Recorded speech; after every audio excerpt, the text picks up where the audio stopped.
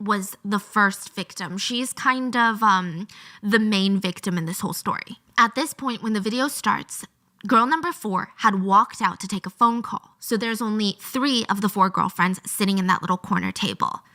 A man wearing a green jacket, we're going to call him the Green Man, he walks into the restaurant, and he and his friends were dining outside on the plastic tables outside the restaurant. So he walks in. And when he does, it's kind of strange. He has this moment where he creepily stares at the table of girls in the corner, like the 3 girls. He lingers a little bit too long. He doesn't stand there like Joel Goldberg and just stares at them nonstop, but it's a little, he's like thinking something.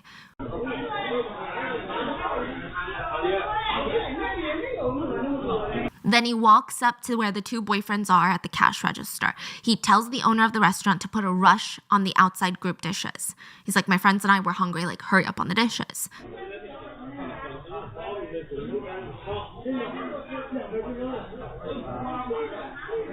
Now, on his way back outside to join his friends, he stops next to girl number 1, stands right next to her, puts his hand on her back. They do not know each other. They are not friends. Imagine a stranger just doing this to you. I mean, I would be offended, like you're bursting my personal space, like don't touch me. Girl number 1, she gets super spooked. She flinches and pushes away what the Chinese call salty pig's hand. So Tiffany had to explain this to me, but it means unwanted physical touch. Like a salty pig's hand is when you don't want someone to basically harass you. Yeah. Yes, sexually harassment. Yeah. And I think that's a very accurate way to describe these people. These men are just straight up pigs. They're not even human.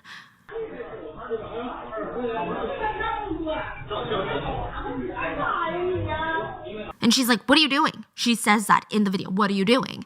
Now, it's said at this point, he smiles and says something along the lines of, like, I want to do you. Like, I want to fuck you. So it's just so aggressive and disgusting. She responds, are you sick? What's wrong with you? Which is a very appropriate response. The green guy tries to touch her again, so she pushes him away and loudly says, get lost, you pervert.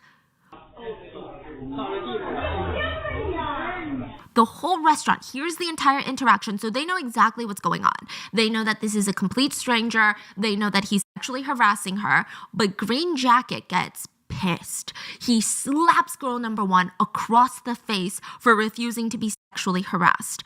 And this is like no regular slap. I'm talking a full force slap, the kind that you could easily knock someone out with. Girl number 1, she gets up, recovers from her slap, grabs a beer bottle, a glass beer bottle that was on the table that she was drinking, and tries to smash it onto his face, but he's trying to pin her down back onto her chair by holding like her neck and chest area, so she can't get up. She can't fight. He's trying to grab her neck. She ends up missing him with the beer bottle, and girl number 2, her friend sitting right across from her, gets up, grabs her glass beer bottle, and smashes it onto the back of Green Jacket Guy's head. She just wants to protect her friend. Green Jacket Guy turns around, just full of rage, pushes girl number 2 so hard that she falls back on the table next to her. And so this is where the 2 couples were sitting, but they had already gotten up when the assault started. So the table is pretty empty. Girl number 2 gets pushed so hard she falls, hits the back of her head on the edge of the table, falls completely to the ground. She's like on the floor. You can see the 2 couples standing there just watching in horror, and the boyfriends there like trying to cover their girlfriends because, I mean, think about it. Out of the 6 girls in the restaurant, 3 of them are being actively attacked right now for no reason. Meanwhile, the other men in the restaurant, remember, there's like 6 of them that didn't come with, a girlfriend or anyone. 3 They're just groups. 3 groups. They're not even standing. They're just sitting and watching. They haven't gotten up. They haven't pulled out their phones to call someone. They're just kind of sitting and staring. The Green Jacket Guy stands over girl number 2, who is now on the ground, and starts grabbing these plates from the empty table next to him and smashing it down onto girl number 2. The female boss tries to intervene, but it's kind of too late.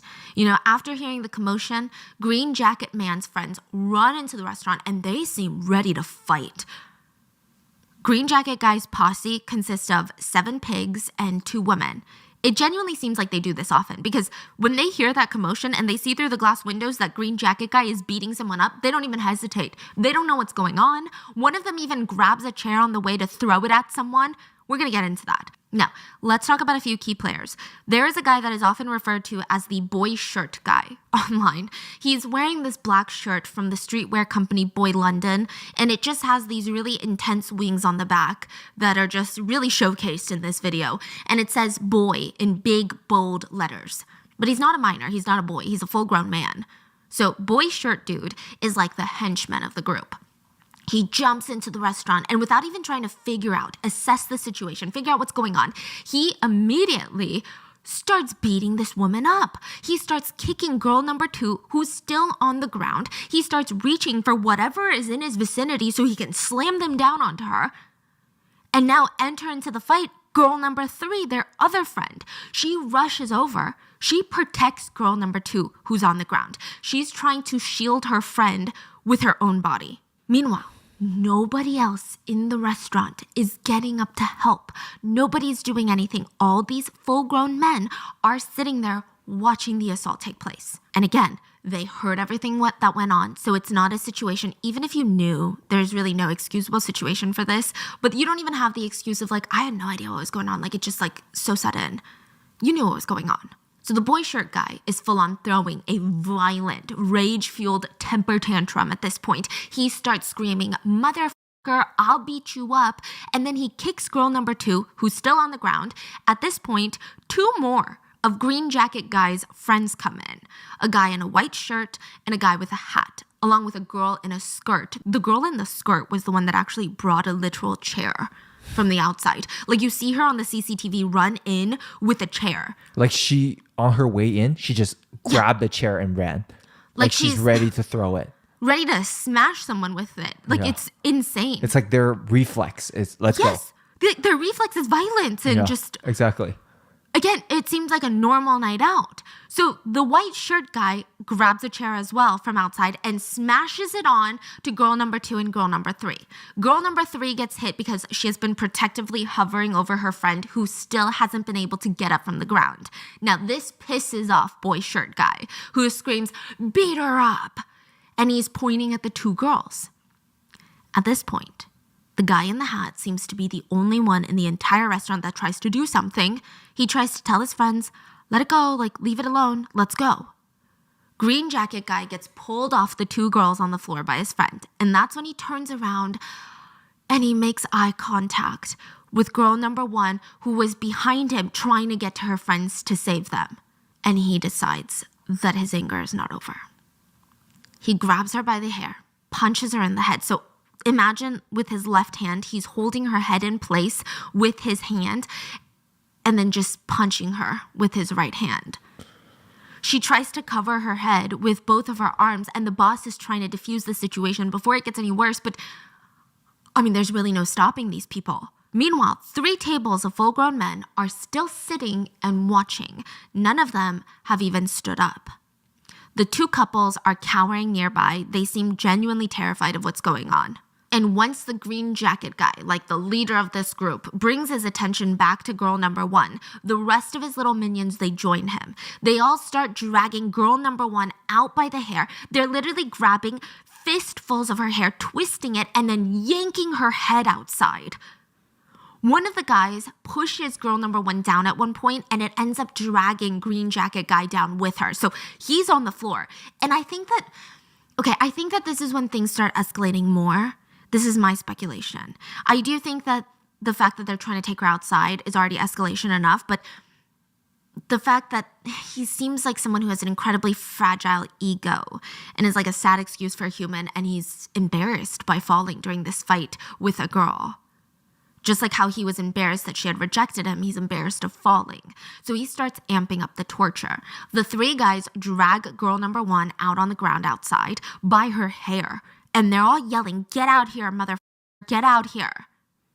At the same time, girl number 4, who had walked out to take the phone call, she didn't see any of this. She didn't see her friend get pushed onto the ground. She didn't see her friend shielding her with her own body. She didn't see any of this. harassment. She literally was on the phone. She comes back and she's hit with this sight of 3 of her friends being beaten up by a group of strange men she had never seen before.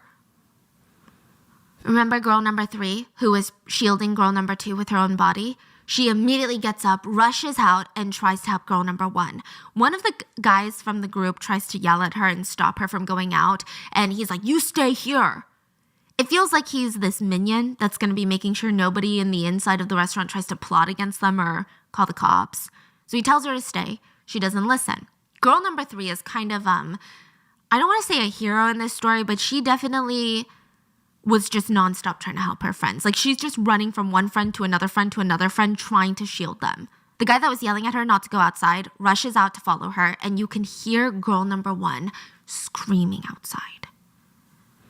All the while, the other so-called men inside the restaurant, they're all just sitting there. They haven't gotten involved. They could have all gathered together and easily overpowered the perpetrators, or at least have given them thought. But no, they just sat there. So they get outside, and inside, one of the girls from the 2 couples tells girl number 2, who's still on the ground, remember she had been knocked on the ground, "Hurry, call the police while they're outside." Girl number 2 grabs her phone and rushes out. The other couple had managed to sneak out of the restaurant. So one of the 2 double daters, they're outside, and you can see on video the boyfriend is comforting the girlfriend, and it looks like she's literally shaking in fear. He's trying to hold her, calm her down. And the saddest part of all of this, out of all the restaurant diners, the 2 women have the most to lose. You know, these 2 strange women that's a part of the couples, they're the most terrified in face of this, because this is clear as day violence against women. This is gender-based violence. Like, don't even try to lie. But the tiny, tiny little girlfriend tries to break free from her boyfriend's arms and tries to run towards the girls to help them. And her boyfriend grabs her by the arm, drags her back to him, and starts dragging her away from the restaurant out of CCTV view. You can even see that he has to physically drag her away because her feet are dragging. Like, she doesn't want to leave. He's dragging her away.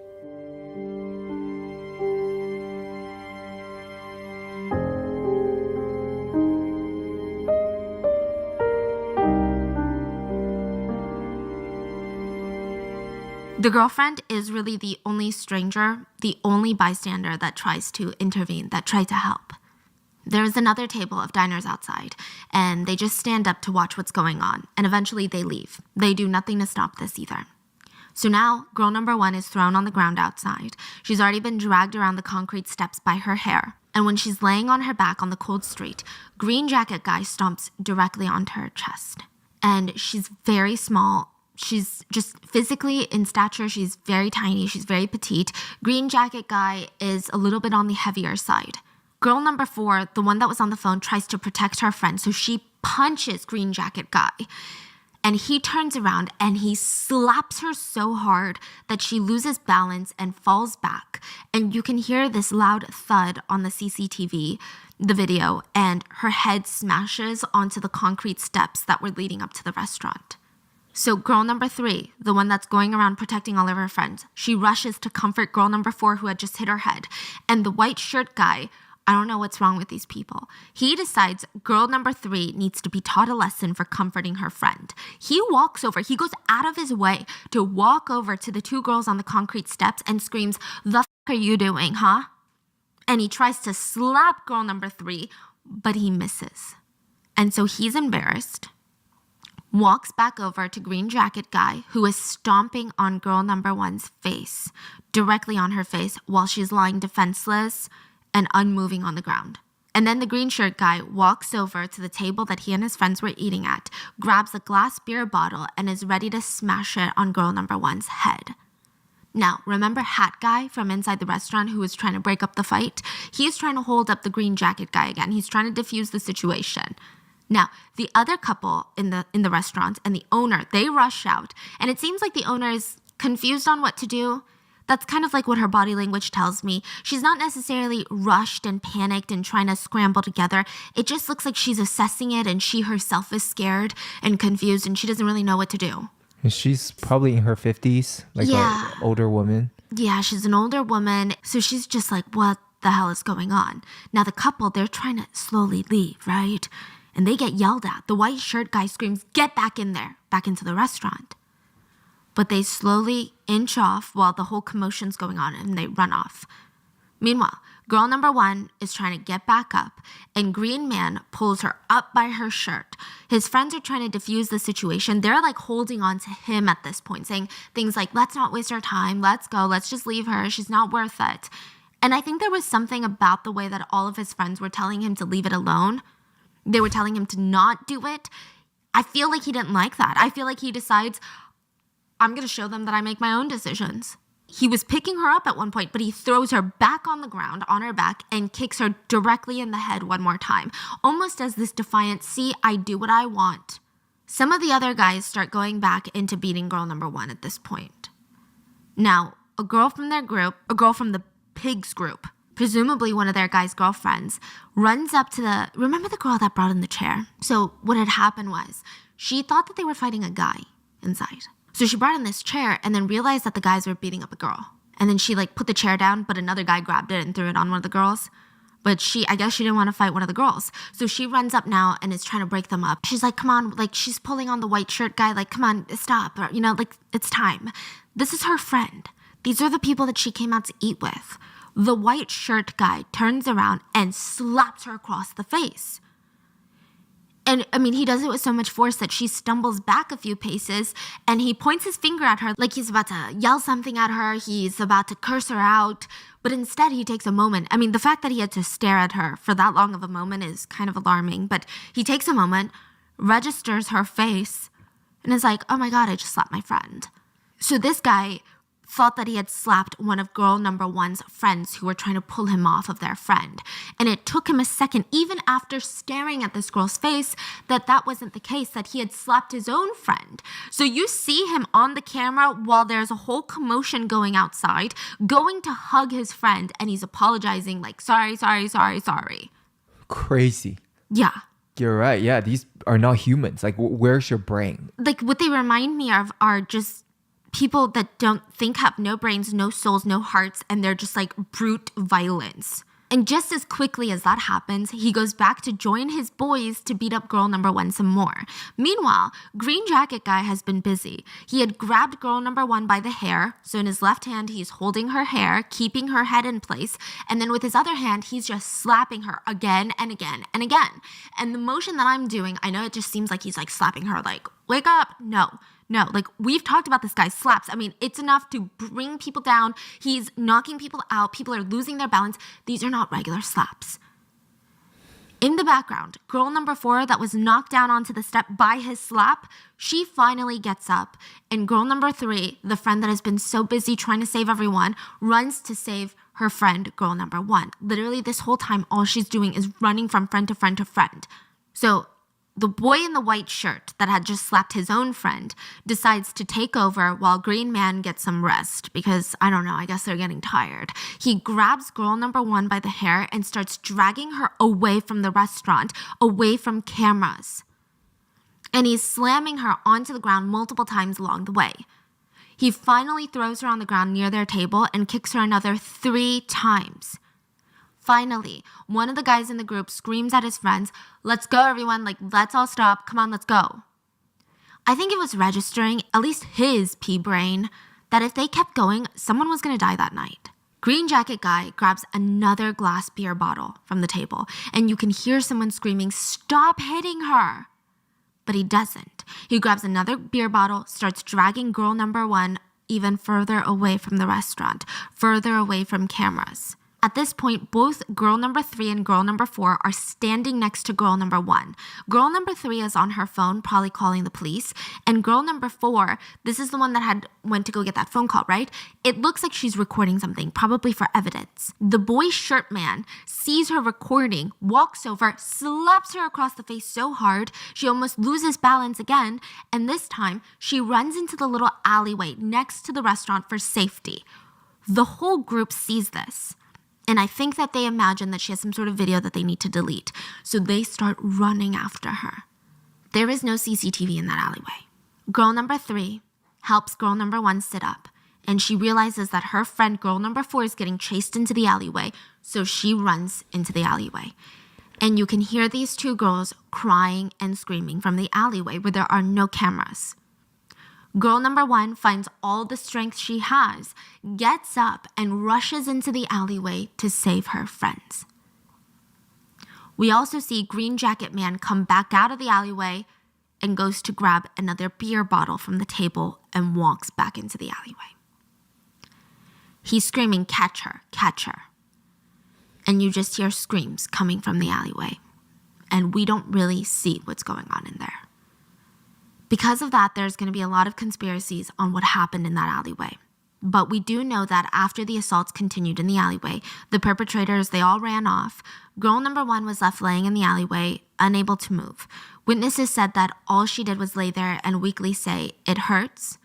Her clothes were pretty bloody. Her face was basically unrecognizable. Paramedics arrived at the scene and they bandaged her wounds for 10 minutes before lifting her into the ambulance. All 4 girls were hospitalized. 2 were severely wounded, and the other 2 were slightly wounded. I'm going to have the picture of girl number 1 when she was brought into the hospital, but basically her entire head is bandaged, and you can see that her whole face is swollen. Just imagine, like, her eyes are so swollen that she can't even open them. There's blood everywhere. Her face is covered with blood. The zipper of her pants are open.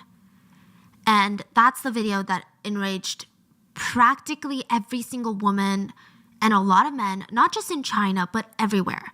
I mean, the whole video is so painful to watch, but the fact that none of these full-grown men that are also heavy in stature, that could have all came together to make sure nobody got hurt, the fact that they all stood there just watching the assaults of these innocent women take place, the fact that the only people that ever tried to physically break up the fight were all fellow women, I mean, it confirmed in a lot of people's minds what they were already thinking.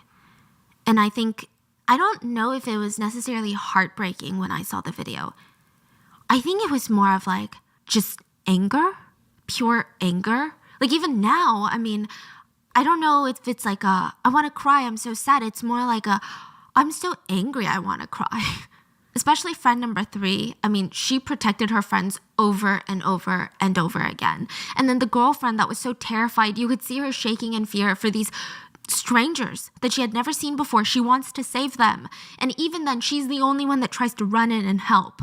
It was her boyfriend that dragged her away. And I'm not saying what she was doing was smart. I'm not saying she should have jumped in there because I think that she too would have become a victim. But the fact that she was one of the only few people that tried to stop these people, like, she later said, "I can't sleep at night. I just keep thinking to myself, why didn't I help them other than just calling the police?" Everyone else just watched as the women were kicked, stomped on, slapped, punched, and had their faces smashed with glass bottles, all because one of them refused to be harassed. So yeah, of course the video goes viral. It's gonna spark international outrage. People were so upset. Chinese netizens were taking to social media to ask, how is this sort of thing happening in 2022? People were saying, all of this could have happened to me. I mean, it could have happened to any one of us. You know, people always say, why were you out drinking at 3 a.m.? Well, don't go clubbing at 3 a.m. then. Don't do this. These are activities everybody does. They were saying authorities need to crack down on stuff like this, on gender-based violence. We can't even enjoy a night out with friends without being beaten to death. And one quote that kept coming up over and over and over again was that not all men are violent, but all women live in fear of violence. I think another reason that people were getting so heated about this video, I mean, first of all, can you blame them? The video itself is one of the most disgusting, vile things I've seen in a while, but some people were defending these men. Some people I don't even know if I can call them people. I don't even want to call them netizens. They wrote, geez, if the girl in white, girl number 1, if she didn't overreact so much to his advances, they wouldn't have been beaten to that extent. Another one wrote, it takes 2 to tango. She provoked him first. Someone literally I don't even know how they had the consciousness to type this. The man got drunk. He didn't mean to. Someone wrote, she hit him with a beer bottle. She kind of deserved it. And this one, I think, is such an insidious one, but she's out at 3 a.m. Someone else blamed her for her weak physical state compared to the meaty men. They didn't blame the men for picking on someone that wasn't their own size. Instead, they wrote, she resisted his advances, knowing that she couldn't defend herself. It wouldn't have been such a big deal if she had obeyed. Like, why did she have to embarrass him so loudly in the restaurant? So basically, he sexually harassed her, and they wanted her to be like, please stop. And for some reason, I mean, this one is crazy, but someone wrote, I don't even know. This, to me, when I read it, it felt like one of the darkest comments. The woman is no longer in critical condition. Let it go. Does this person just think like women have 5-second memories and no feelings? We have no ability to hold on to trauma and PTSD? Like, let justice go? So we have to die for something to happen. And the angering part was there were a few pick-me's online too. One woman wrote, the guy probably just wanted her WeChat, which is like her messaging app ID. If she didn't want to give it to him, she could have just nicely said no. Instead, she yelled at him in front of everyone, and that's why he got so angry. Like, as girls, we just have to be a little bit more considerate of guys' egos when they're in front of a lot of people. The internet went into an utter frenzy. Now, to be fair, these horrible responses were the weaker of the voices online. They were the smaller group, but it was infuriating that they even existed. Even some news outlets initially reported the video, and instead of stating that the man sexually harassed the girl, they were downplaying it. They were saying things like, he tried to pick her up. He tried to hit on her. No, he sexually harassed her. He gave her an unwanted physical touch without her consent. That's harassment. I think women were just getting sick of it. Instead of condemning men who are violent towards women, society likes to find reasons that the woman in question deserved it. And it happens all the time in practically every single case, every domestic violence case. Are you kidding? Like, it happens during trial in America. Was she drunk? Was she alone? Why was she out so late? What was she wearing? Why did she post such provocative things on social media? Why did she reject him so meanly? Why didn't she just say no? Oh, she did? Well, why didn't she say it nicer? And this video was living proof for women that it didn't matter. Like, none of this matters. Watch the video. The only thing that happened was girl number one refused to be harassed. She wasn't at the clubs. She wasn't drunk. She wasn't doing all these things. Not that it matters, but here you go. This is the scenario you've all been waiting for. We've been trying to tell you all along. So this led to 4 separate women being brutally beaten. Within a day or two, the town that this took place in, which is Tangshan, became one of the safest towns in all of China. Police officers were swarming the town. The central government had sent in brigades of armed police. I mean, just look at some of these videos. Police cars are coming into town. I don't think I've ever seen this much police presence, even when like a president visits. It's insane. And Tangshan has a lot of these outdoor night markets. They have a lot of restaurants with outdoor seating. These armed police officers, they look more like riot police or SWAT police. So they've got the riot defense boards. They're wearing all black. They would just stand right next to tables that didn't have any men and that were just women dining out, like 7 p.m., just standing next to them to make sure, I don't know, they don't get randomly beat up. Some of the officers even had pieces of paper taped onto their backs that said, if you need help, just let us know. The whole thing was so bizarre, Chinese netizens were super annoyed. The general consensus on Chinese social media was, what's going on? Like, this feels like it's all for show. This does not solve any real problems. It feels like the government is trying to save face and be like, look, we care so much. We're sending in SWAT teams. Another person wrote, they deal with a group of pigs by sending an army of pigs into town. Yeah. There were police officers with megaphones that would yell into outdoor diners' faces, no beating allowed, especially of women. Another one yelled into the megaphone, ladies, let your husbands protect you. Make sure to call your husbands to come join you for dinner. Don't talk to strangers. Don't confront strangers. And if there's still problems, call the police. Chinese netizens were further enraged by these messages. They're like, that is not what we're talking about. That is not what we're asking for. But let's talk about the incident in question. Who are these violent criminals? Were they caught? And to give you context, I need to take it back a little bit to something called the kitchen knife gang. A lot of people not just women are terrified of, well, they were terrified of the kitchen knife gang back in Tangshan. It's a peculiar name for a gang, if I'm being honest with you, but at least it's rather straightforward. Many years ago, in the late 70s, Tangshan had one of the worst earthquakes China had ever seen. Actually, I believe it was the worst earthquake. So more than 300,000 lives were lost in the earthquake. 93% of residential buildings in Tangshan were completely destroyed. Like, think of all the people who lost their lives, lost their loved ones, lost everything. The entire city was just in shambles. The only reason Tangshan is what it is today is because a lot of the residents refused to leave, and they built the city back up, like worked tooth and nail and fought for their lives.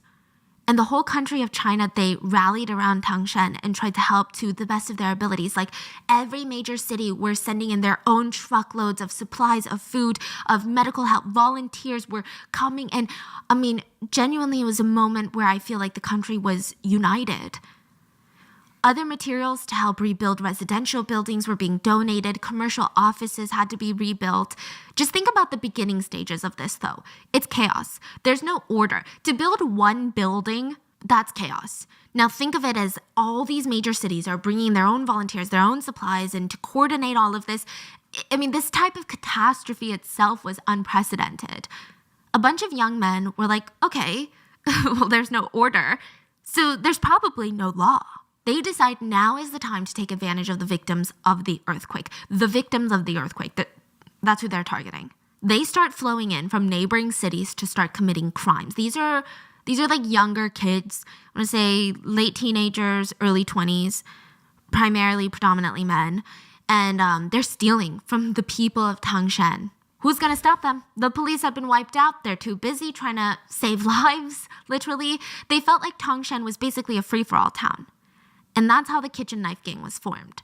A bunch of guys came to Tangshan, and they were notorious for carrying around these green sacks filled with kitchen knives. And they wreaked havoc on this already demolished, broken town. So they would just have this green sack. And every time someone saw a green sack, they're like, there's a kitchen knife in there. And they were not afraid to use it. The gang evolved. And Chinese kitchen knife is basically a rectangle. Like block. Yeah, it's like a big, heavy thing. Like, you can use it to basically butcher any meat and bones and everything. Yeah, it's if you see the way that it's used, a lot of the Chinese style kitchen knives are used to break bones on animals apart. Not animals, but you get it on meat. You can use that knife for anything. You can basically butcher like a bone if you want to. It's a heavy duty knife, not the skinny knife. Yeah, where you have to like really go back and forth. Yeah.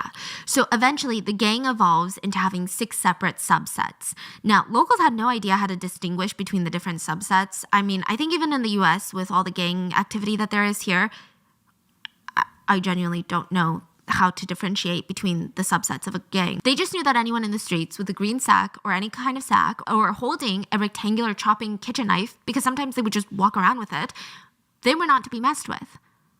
Look, gang violence is terrifying. We've covered a few cases. The most recent one I'm going to link below, but a young girl was killed just for wearing the color red. She was assaulted by a literal gang and then killed by a bunch of gang members. And it was... Gang violence is no joke. But what made the kitchen knife gang even more terrifying was that they had no hierarchy. Again, I'm not saying some gangs are better than others. All gangs, all gang violence, terrifying, it ruins lives.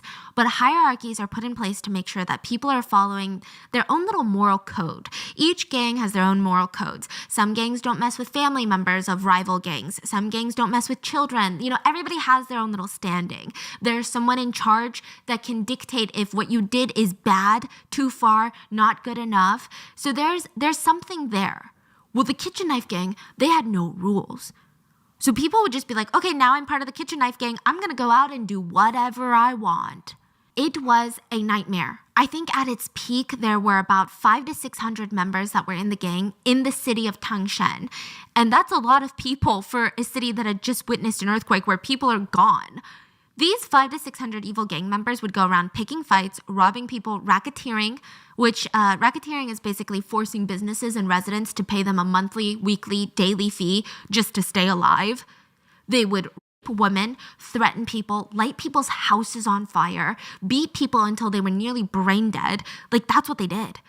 They were unemployed and they did this for a living. Who needs a job when you can walk into a restaurant, order everything on the menu, have it set out in front of you like you're some sort of king of Westeros, and then at the end, you place a green sack of kitchen knives at the table, you laugh with your buddies, you make some eye contact with the owner, and you glance at your knife, your little knife sack, you glance back at the owner before you all just casually walk out.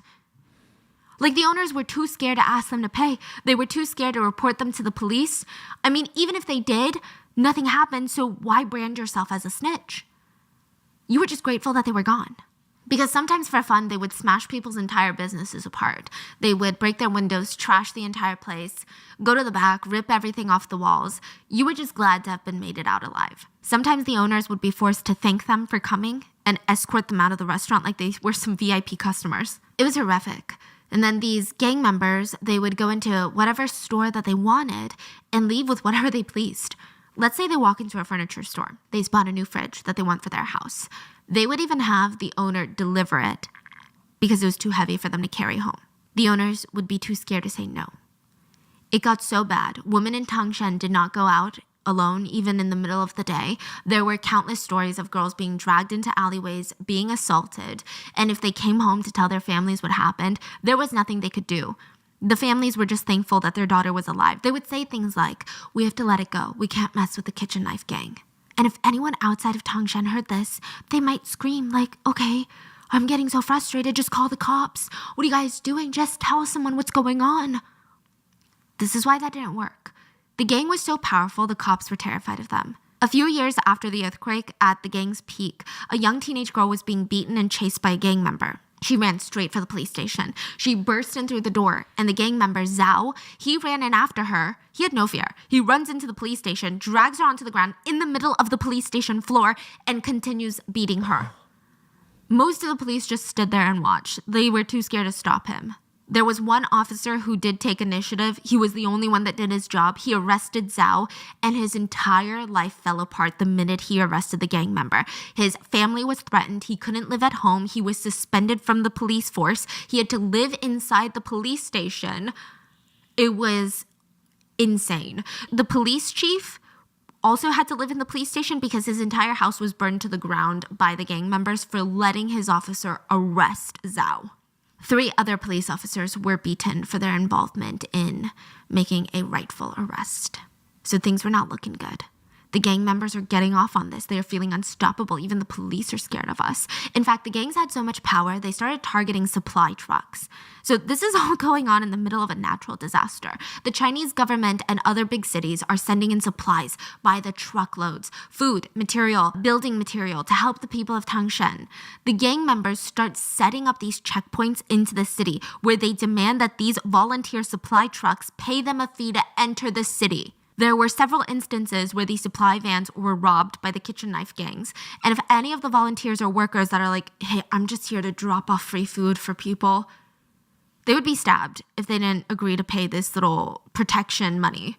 Some of the workers were so terrified, anytime they heard any noises, they would just grab random shovels and try to protect themselves. If they did not pay, the kitchen knife would find where they were staying in Tangshan that night, and they would smash the windows of their trucks, smash the windows of whatever house or hotel they were staying at, and throw in lit firecrackers into where they were sleeping. It was so bad, these volunteers were fleeing Tangshan in the middle of the night. I mean, yeah, they want to help the locals. All of China wanted to, but that doesn't mean that they want to die. It was so unsafe in the city of Tangshan that the residents were so scared. They wanted to find some way to defend themselves. So for a while, the most valuable supply in all of Tangshan was ironically kitchen knives. They were sold out for a really long time.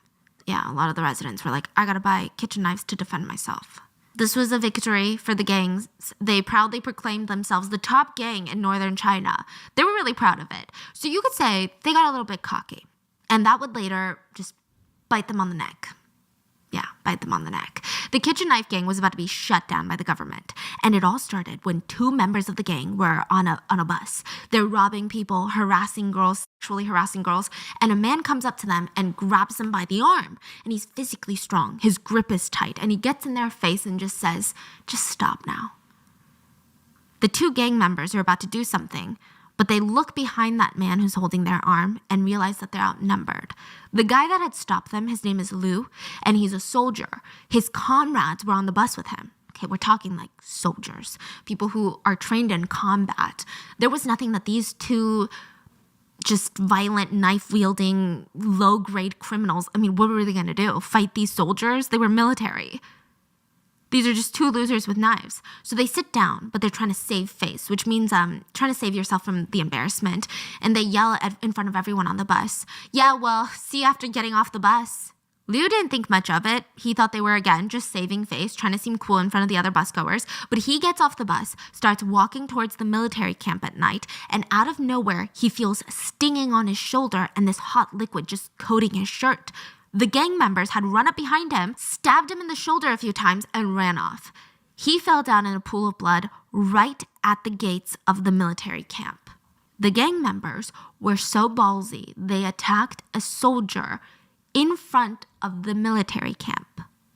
The central government was going to take that very personally. But still, then does that mean the other people doesn't matter? The people of the city doesn't matter? It takes you to hurt a soldier to really do something about it? Yeah, so I think that's the problem with most governments is that you have to embarrass them for them to care. And when you attack a soldier, basically on base, you're embarrassing the power of the government. The government was like, okay, yeah, we got to do something. Things are getting out of control. So they launched a full-scale campaign to crack down on gang violence, and they were going to make an example out of Tangshan. The government came up and they gathered all the gang members in Tangshan. They picked 50 of the worst offenders. They lined them all up. They were forced to wear these giant posters hanging from their necks with their name and their crime listed in big, bold letters. So you would see men walking around with rape, murder just on their chest, like a scarlet letter.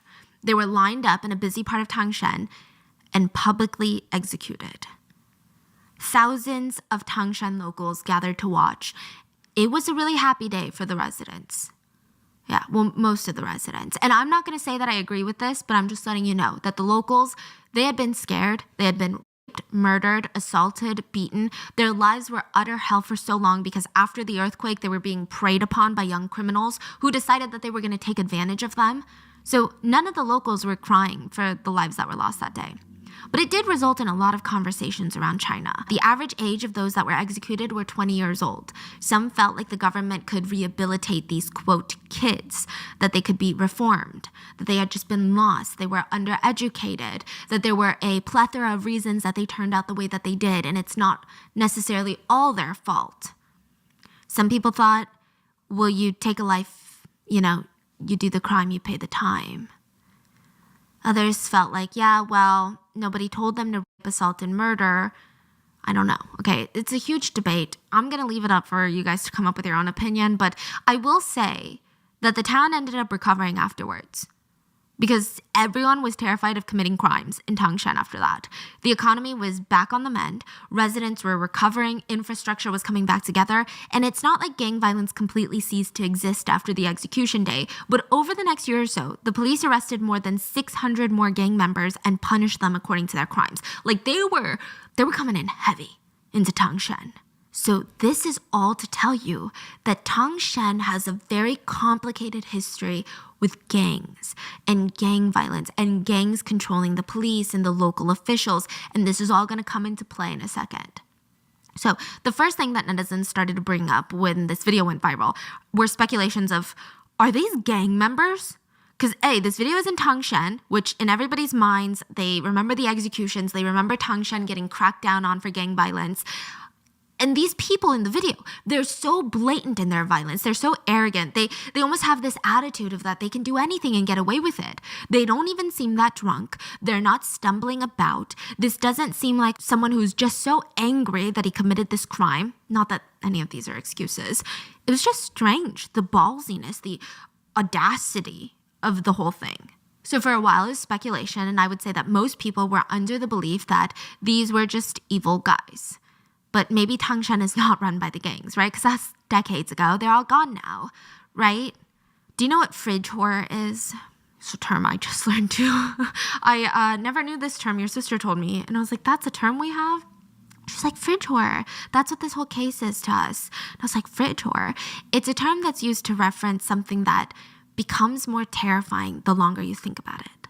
It's often compared to when scenes in movies, you have the protagonist sitting on a chair and they're smiling at the end, and then they slowly realize the truth and their smile fades, and then it's replaced by this unmistakable face of pure terror, and then the screen fades to black. That's the feeling of fridge horror.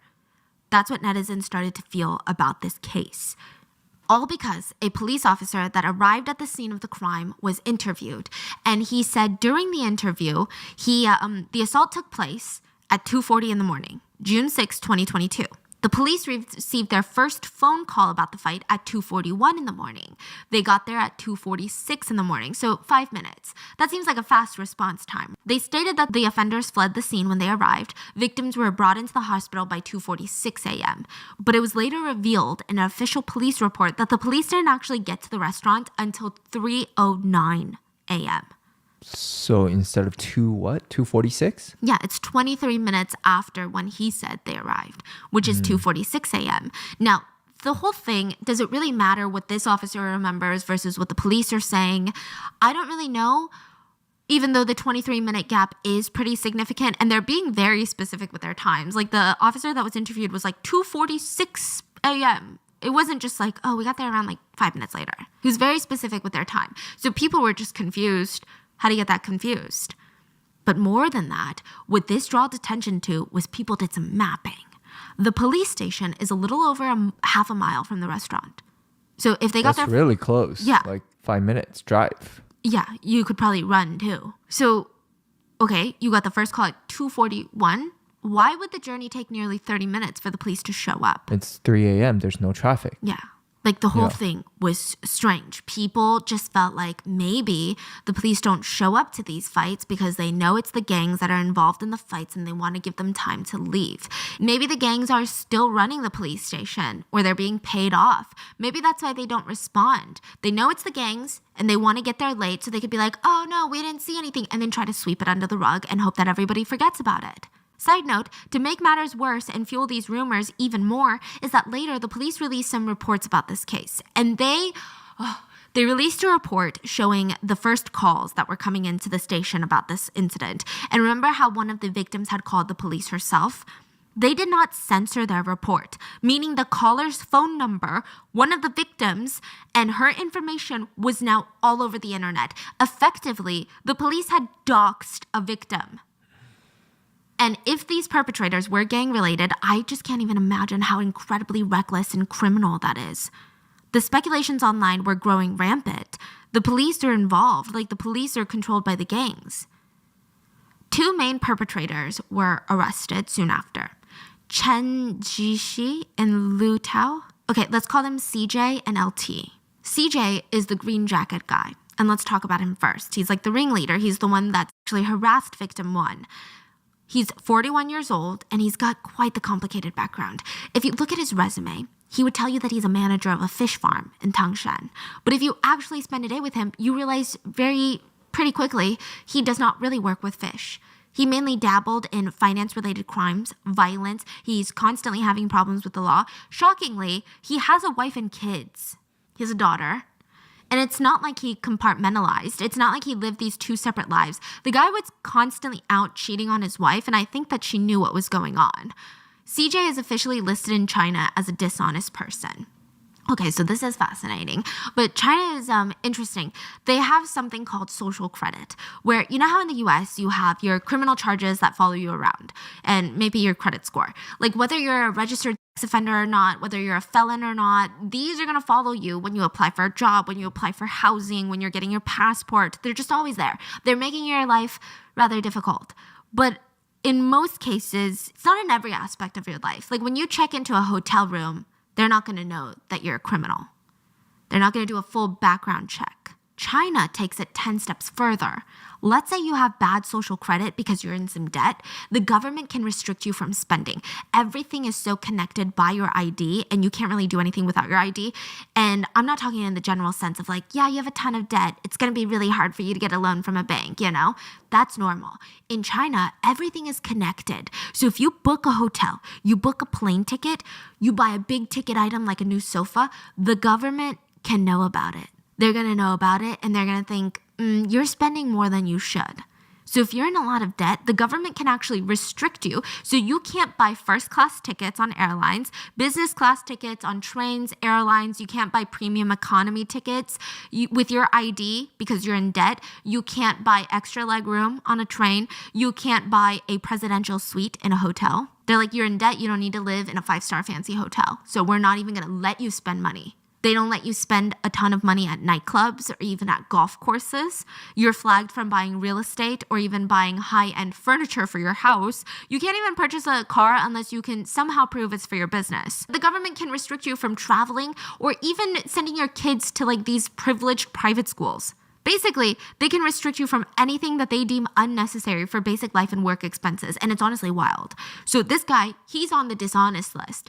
All of his accounting was frozen, like all of his electronic bank accounts, all frozen, because they're like, you're a dishonest person, you're gonna try to scam someone. So CJ is categorized as that. And spoiler alert, he's not a fish farmer. He was a soccer or football, depending on where you live. He was a soccer gambling ring orchestrator. Apparently, he made a killing at not this most recent World Cup because he was in prison, but the one prior, so 4 years ago. LT, the other guy that was initially arrested, he was the man wearing the white shirt. CJ is like LT's little mentor. They had history. In 2015, both of them were involved in a case where they beat a man nearly to death. They locked him in the trunk of a car, drove out to a field, moved him from the trunk into the back of the car where he could visually watch them dig a grave. They're like, we're digging your grave. We're going to bury you alive. Here's the crazy part. They didn't realize that the key was still in the ignition and he was in the back seat of the car. So he drove off? He got in the front, locked the doors, and drove off and left them with their shovels in the middle of the field. Yeah. Wow. LT was the only one arrested from this incident, even So this is where Ellen... It seemed like CJ was the ringleader. And LT lived by these gang rules that snitches get stitches. I don't know if that's gang rule, but you get it. So CJ was listed as a fugitive from the law, but LT never gave up his location. Technically, when the restaurant beating happened, CJ was still categorized as a fugitive, and this was really setting off a lot of netizens. Because if you guys remember a year ago, like even maybe currently a couple months ago, during the pandemic, to do anything in China, get anywhere, even to go into a restaurant or even a clothing shop, you had to scan a QR code that basically told you that you were not testing positive for corona, right? You cannot go anywhere without this.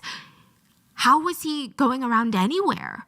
Yeah, that's weird. Because you're a fugitive, your QR code is not just going to be separate. Your QR code is going to be like, hi, I'm a fugitive, please call the police.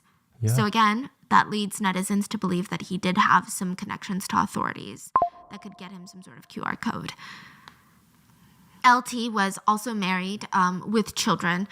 So both just great people. Soon after that, another arrest was made. Remember the guy wearing the boy shirt? The one that just had no idea what was going on but proceeded to be one of the most violent in the group? Yeah. Mm-hmm. His name is Ma Yunqi. He's 28 years old, and we're just going to call him Ma. Ma and CJ, the green jacket guy, the main guy, they were the main physical aggressors. And Ma is the one that dragged the woman out on the ground outside. He was just extremely vile. He was married, had a kid. He later said that the only reason he was being so aggressive that night, and I don't know why he thought this was an excuse, was because he was a hired henchman for the group. So he's literally been paid to be their muscle guy. He said that he was hired by a guy named Shen. The whole thing is weird. Shen was constantly in and out of prison. He's basically the seedy loan shark that would be the last person on earth you would want to borrow money from. He was found on the run when they tried to arrest him. He ran shoeless into bushes, and he was apprehended crouched over, hiding in the grass behind a bush. So he was arrested as well. And let's talk about the man that was wearing red that night. At first, he was kind of egging on the whole fight. He wasn't a part of it, but he was egging it on. Later, he turned around and tried to break it all up because I guess he thought his friends were becoming too cruel. He was the richest amongst the group. He had a Mercedes Maybach, which is probably around $300,000. But what's interesting is his license plate. He had a custom license plate that ends in 4 numbers, 7777. And I think a few countries do this where numbered license plates can get really expensive. So, for example, in Dubai, the license plate 1. So they do numbered license plate, meaning starting from 1 to however many. The lower the number, the more valuable the license plate. So you see the car, just 1 on the back. That's it. It was purchased in auction in 2008 by a billionaire for $14.3 million. The license plate. The license plate. So the smaller the number in Dubai, the more expensive it is. So if you're ever in Dubai, you see a Rolls Royce with a license plate number 1, 2, 3, 4, 5. I mean, yeah, we're talking about a $500,000 car, but that's probably a $10 million license plate. In China, it's not as intense, but the similar concept applies. In China, people really like consecutive numbers. 888 being one of the most sought-after license plates. 888 translates to getting rich. A license plate in China that consisted of 5 8s was recently bought in auction for $300,000. And these lucky numbers, they can go for a lot. The number 7 in Chinese, in feng shui, specifically means getting a promotion in your career. Qi, like rise up, I guess. Yeah, or like hitting a jackpot or something. And it's speculated that this guy spent close to $100,000 on just his license plate. So where did he get the money? He ran an illegal gambling ring, and it's speculated that every 4 years during the World Cup, he would make $14 million from illegal gambling on the World Cup. There was another man later identified as being part of the group, and the CCTV cameras showed that he sat on the chair while the group beat the woman, and near the end, he got up to stop the fight. Yeah. So, you know how there were also 2 girls that were in the friend group that night? One of them got up to join them and was later accidentally slapped. There was another woman who never got involved, but she did take care of LT because he was injured from beating the woman so hard. She is not his wife, but it seems like they have quite the intimate relationship. Also, it's kind of mind-blowing if they're dating. Like, she's just watching her boyfriend beat up innocent women for no reason, and you're not scared for your life. Like, that's not very bright. So it's speculated that they all had met up at the barbecue restaurant that night to discuss a potential illegal gambling ring that they were trying to set up for this upcoming World Cup that we recently just watched, the one that just passed. They were going to start prepping for it then. And now most of them are in jail. And hopefully it stays that way. Unfortunately, the story does not end there. A lot of people were blamed for the incident that night, and we have the usual people to blame. Like, of course, we have the perpetrators, the police. Maybe some of the perpetrators are working with the police. We have all these speculations, but some of these were just all over the place. Do you know what a funeral wreath is? Yeah. I don't think it's as common here in the States. I guess it's like sending condolence flowers. But in Asia, when someone passes, you get them this big wreath that has its like own stand, and that's typical. The owner of the barbecue restaurant started receiving them almost as some sort of threat on her life, that she needs to shut up. It's also speculated that the gang saw her as a snitch because in order for the police to have gotten the CCTV camera, she's the owner of the restaurant, they would have had to gone through her. She tried a few times to stop the assault, but she was very scared. After the viral video, she was being threatened by the gang, and she was being attacked by netizens who said that she did nothing to stop the fight. She had to release a video where she said, "I'm over 50 years old. I tried to break up the fight. I told my employees to call the police. They threatened to beat me too. Netizens are bullying me on the internet, and I don't really know what to do or where to go anymore. I'm going crazy." So now the internet feels bad and they move on. They start blaming a clothing brand. Remember the boy shirt guy? Netizens started boycotting the Boy London brand and even shared a meme that said, "types of people to stay away from." The men that would be shown on this meme are shown wearing a Boy London t-shirt that's tight, shows a little bit of their belly, a gold chain or 2, a big Hermes logo belt, a big designer clutch, tight shorts, and loafers without socks. It got so bad that people were flooding Boy London's social media account saying, "I need a return for this shirt that I bought 5 years ago because I don't want to be associated with this type of guy who beats women." It was pretty bad. It was pretty misplaced anger and a bit of an odd one. There was also a live streamer who had her own clothing brand that did t-shirt designs with gold wings on them, and they looked very similar to the Boy London shirts. And during her live streams promoting her clothes, people start ripping her to shreds in the comments about how her brand is a brand for bullies. Ironically, they were the bullies bullying her. She cried during her stream. For a while, these types of conversations were kind of at the forefront of the Chinese internet until about a week after the video was first posted, people started realizing we have not heard a single thing from the victims. Wait a minute, there's no news, no updates on their conditions, no words on if they're safe, if they've been taken into protection, nothing. Just radio silence. The last official statement that was released is that 2 of them were being treated, 2 of them were in stable but not critical condition. So what's going on? Not even anonymously, people aren't posting videos. So usually in cases like this in Asia, you'll have the victims come out anonymously. They'll be wearing masks, their face will be blurred, distorted, or they'll be turned around. None of that was happening. So people start speculating, and the biggest theory was that, and I still see it online today, the victims are dead. This rumor, this theory, this conspiracy, I'm not really sure how to categorize it. It just starts spreading like wildfire online. The victim or the victims, they're all dead. The government is trying to cover it up because if we find out they're dead, there's going to be movements, protests, riots all around the country. People start questioning what happened in that dark CCTV-less alleyway. Some speculated all 3 girls died in the alleyway. Or another popular theory was that the girls were being assaulted in the alleyway. And eventually, the gang members ran them over with their car. Another video came out claiming to be the audio from the dark alleyway, and you just hear terrified screams. It's like the types of screams that would keep you up at night. People start sharing photos of blood that was left behind in the alleyway, and it looks like pools and pools of blood everywhere. Another netizen came forward to say, I work at the hospital, and one of the girls is dead. The abusers, the perpetrators, are out of jail too. They just had to pay the police $90,000. The witnesses and the hospital staff are being silenced.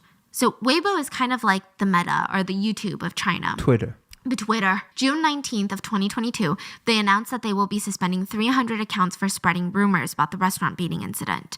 And eventually, more than 1,000 Weibo accounts were closed. And then a very, very moving picture was posted. It featured a woman in a white mask she's wearing all white, and she's holding up a piece of paper that read, I am Initiator 1 from Shanghai who is speaking up about the Tangshan beating incident. I ask the government to make public the current situation of the victims and results of the investigation into the perpetrators. This is to keep our wives and daughters from being the next victim. Please speak up for the victims until this incident is solved. You don't have to like this post. Instead, I urge you to speak up and let's do this together. Women were grabbing their own masks and their own papers, but anyone who posted these pictures, their accounts were quickly banned.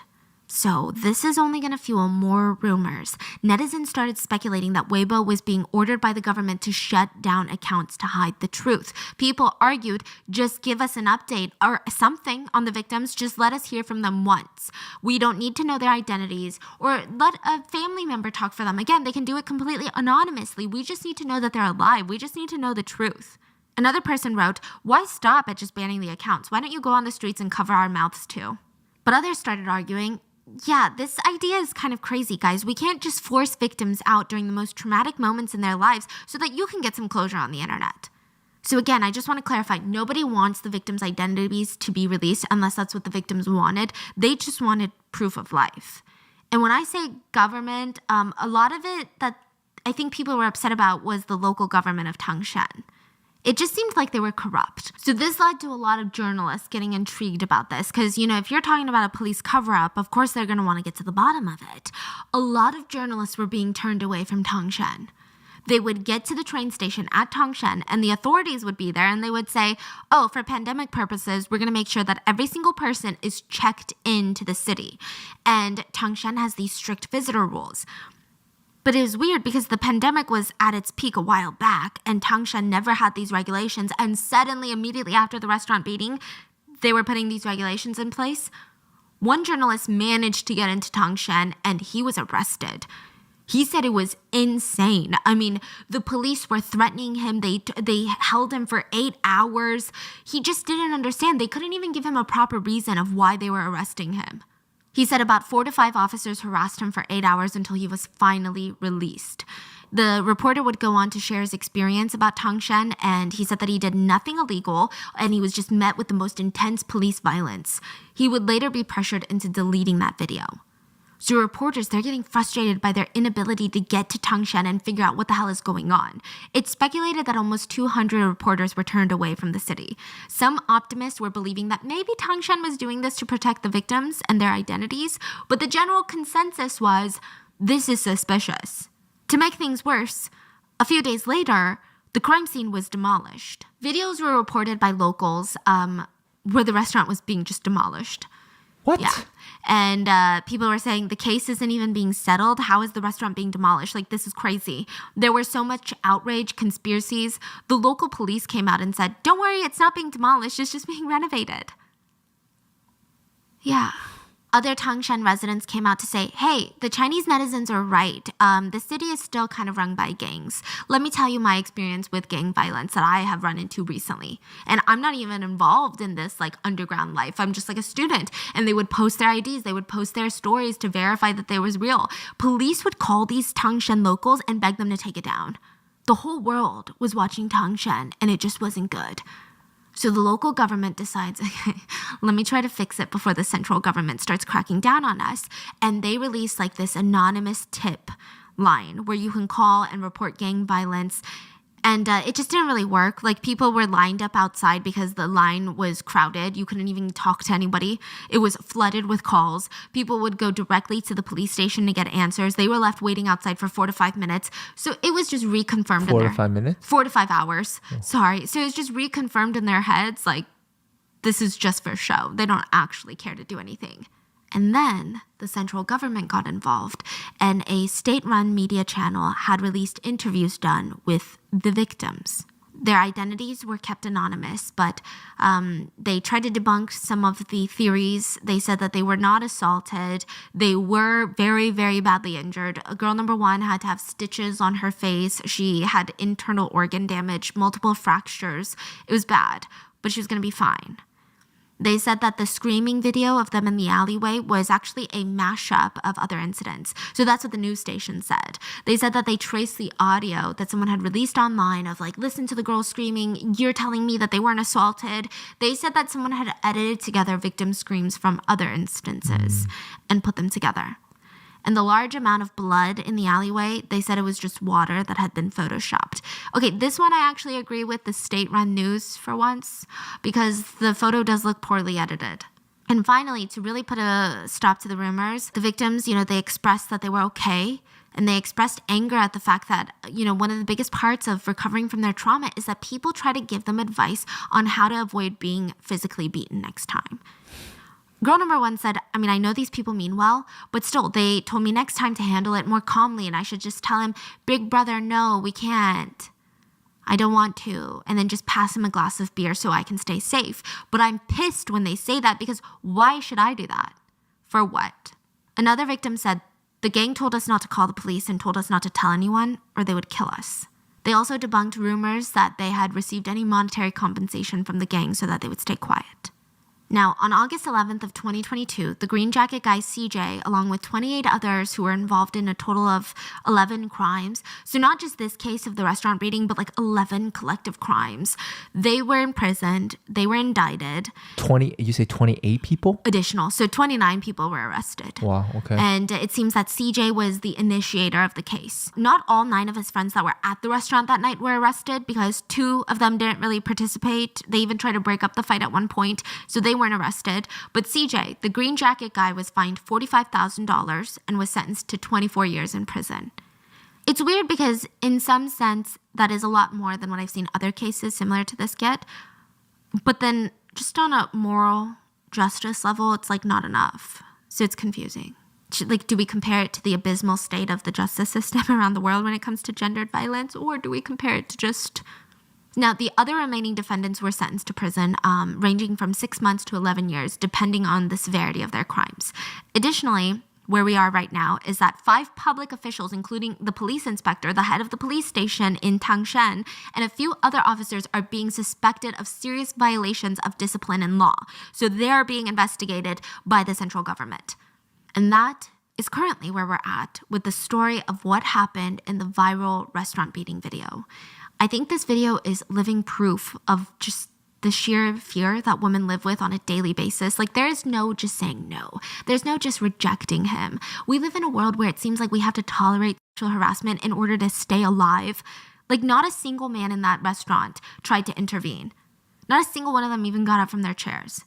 Like, I am so glad to say that I don't know a single man in my personal life that wouldn't have gotten up to do something or try. But I think that this is maybe a lesson for everyone that we all just need to do better. But I'll leave you with this. There is a quote from the 30 Names of Night, and it reads, "Sometimes the world is just one long chain of men from whose anger there is no protection, and it's like an obstacle course that I have to run to stay safe." And I feel like that is just the embodiment of what it means to be a woman today. What are your thoughts? How do you feel? I mean, you just feel rage like I do. I was so angry. That's it for today's episode, and I will see you guys on Wednesday for the next one. Please stay safe. Bye.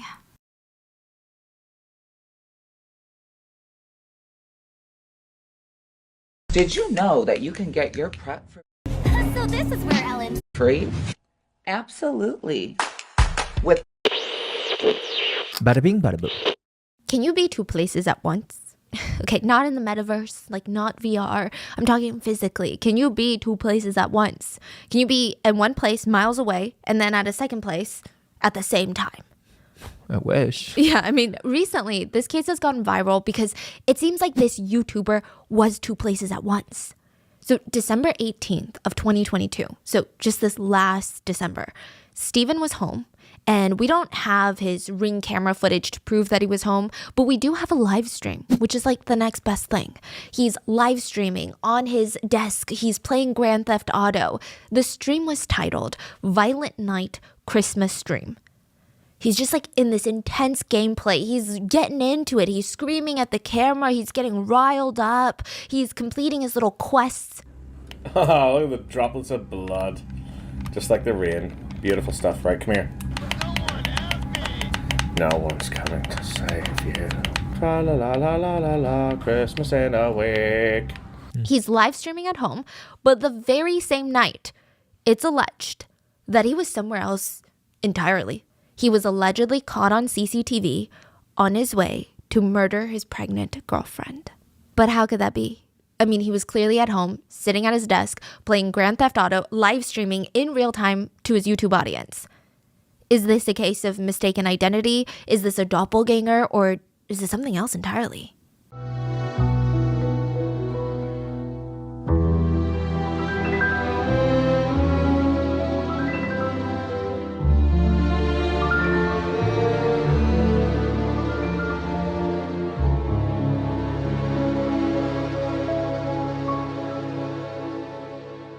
As always, full show notes are available at rottenmangopodcast.com. I did miss you guys for a main episode this week. I had to have emergency tooth extraction. I had 4 teeth extracted. I wasn't expecting it. I didn't plan ahead for it. And this is like day 3 post-op. So if you guys are watching the video on YouTube or if you're watching Rotten Mango video on Spotify, I apologize if my facial movements are kind of odd. Everything is odd inside my mouth right now. Like, it's a lot of stuff going on. There's blood, there's stitches, there's pus. I'm so scared of dry sockets, so here we are. Anyway, back to the show notes. As of when I'm filming this, the 6-hour live stream of this YouTuber is still up on YouTube. It hasn't been taken down since December 18th of 2022. I can't say that I recommend anybody watch it. I know that there's going to be people who are curious, that want to see it for themselves. I'm going to show you the big bits and pieces that a lot of people are talking about. But other than that, I would say it's just 6 hours of pure discomfort. It's an uncomfortable watch. I think we all have way more important things to do, like supporting the McNally family and getting justice. It's just not something I would recommend, but it is there. So with that being said, there was this huge rally for violence against women in Ireland. I think there were like over 1,000 people gathered there. Most of these people, they're angry. They're upset. They're sad. They're in grief. I mean, they're holding up signs, end violence against women, justice for Natalie, or one that was even more emotional was she was just at home. She was only at home. Natalie McNally was at home when she was viciously attacked and murdered. It said that she was stabbed. There were just a lot of A lot of emotions in the faces of the crowd, but this one kind of stood out. This guy. And maybe it's hindsight, maybe not. But there's a man standing amongst the crowd in the rallies. Steven. He's a YouTuber. Look, he might not look or sound familiar. YouTube is a huge environment, but Steven was a bit of a micro-influencer. He had a little over 35,000 subscribers, which is a lot, don't get me wrong, but he had a super niche audience. Okay, the guy, he didn't do lifestyle content. He didn't do like what I eat in a day's videos that would cater to a larger audience. He focused on a very specific community of collectible figurines. So he would collect these niche figurines from Star Wars or Doctor Who, and he would unpackage them, review them in the process of buying them. He had this entire room in his house that was just dedicated to these figurines, where there was just rows and rows of them. And he did this for over a decade. So he didn't have the biggest following, but he had like a cult-like following. I mean, some people who were his viewers, they watched him since they were a kid till when they're a young adult. It's intense. He describes himself in his YouTube channel as the adventures of an overgrown man-child and his special friends. He sounds like a good guy. I mean, he's on his off time, he's at a rally to support the fight against You're still not done? violence against women. He's standing up for women. And people say there's no nice guys left. I would argue maybe it seems like he's one of the nice guys. Like, what is there not to stand? Especially when you find out that he's connected to one of the victims.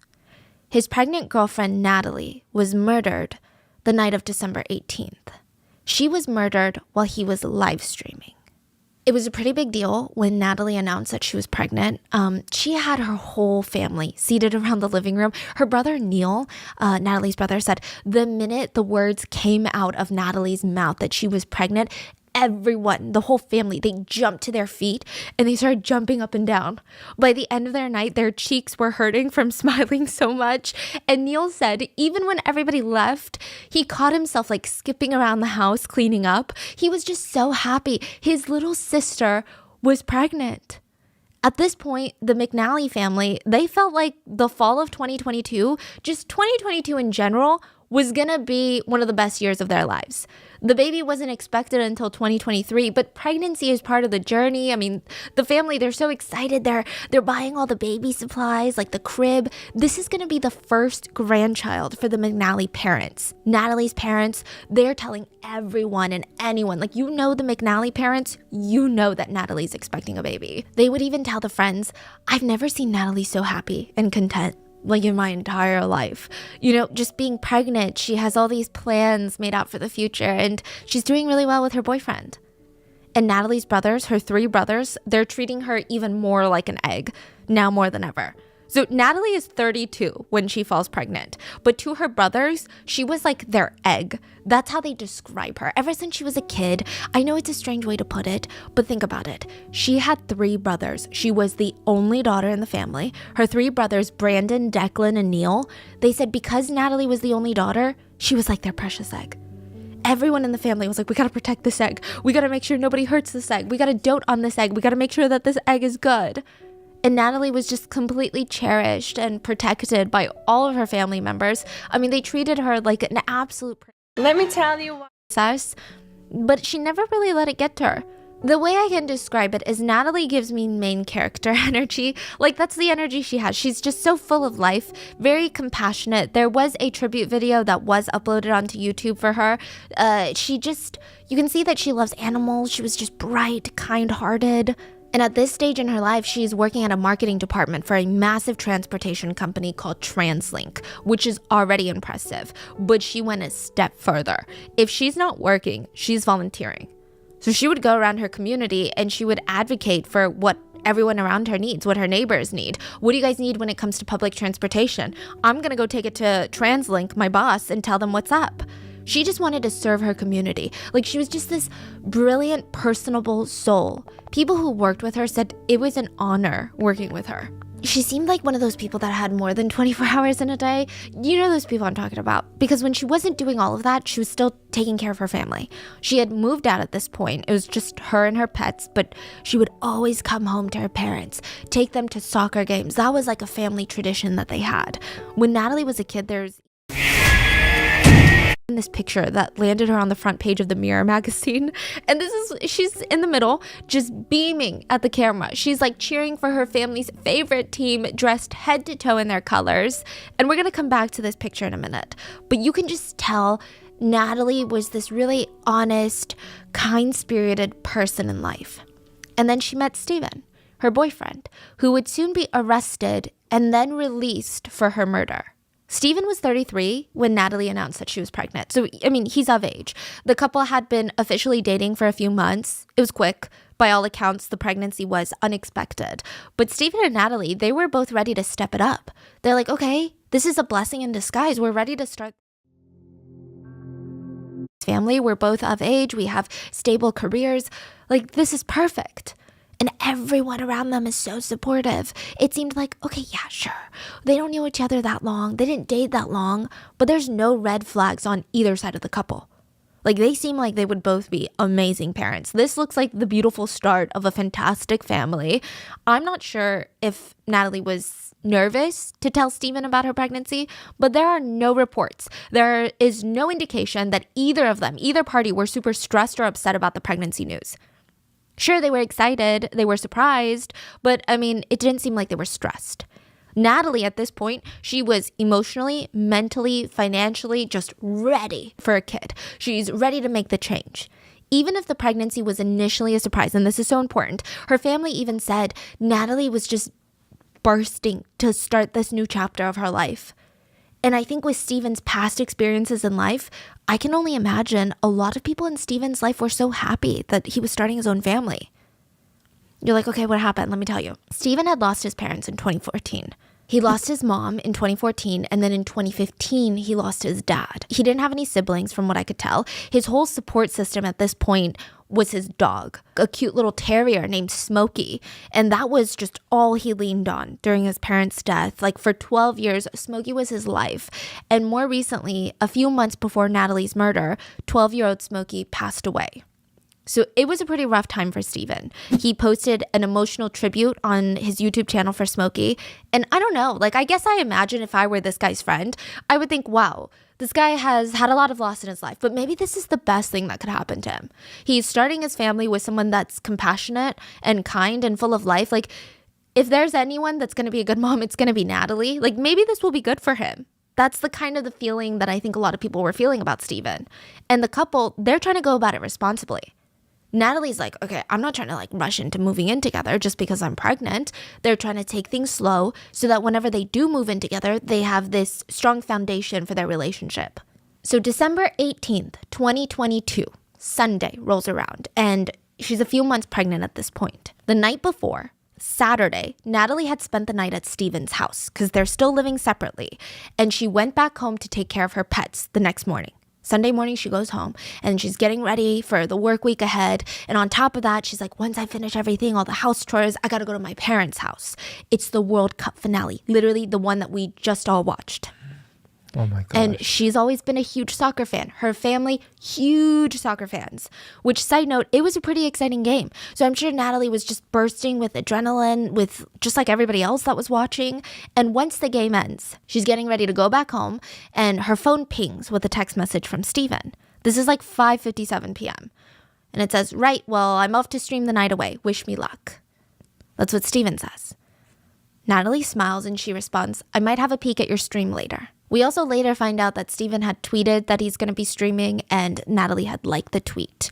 So she was just a very supportive girlfriend. If Steven had a hobby, she embraced it. She tried to learn about it. She wanted to be interested in the things that made him passionate. Just seeing the people around her happy was what made Natalie happy. So anytime that Steven went live, which wasn't that frequent, Natalie would make a mental note to pop in and say hi, show him some love and support him during his stream.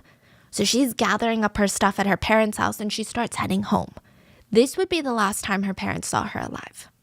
Natalie's car was caught on CCTV cameras driving back home around 7 p.m. on December 18th. In 24 hours, the evening of December 19th, Monday, authorities would be notified that Natalie had been beaten and stabbed in her home. The 15-week-old baby boy that she was pregnant with would also die as a result. All of Natalie's loved ones, her parents, her 3 brothers, they were all notified of her murder. The only person close to Natalie and her unborn baby that wasn't notified was Stephen, because he had been the one to find her.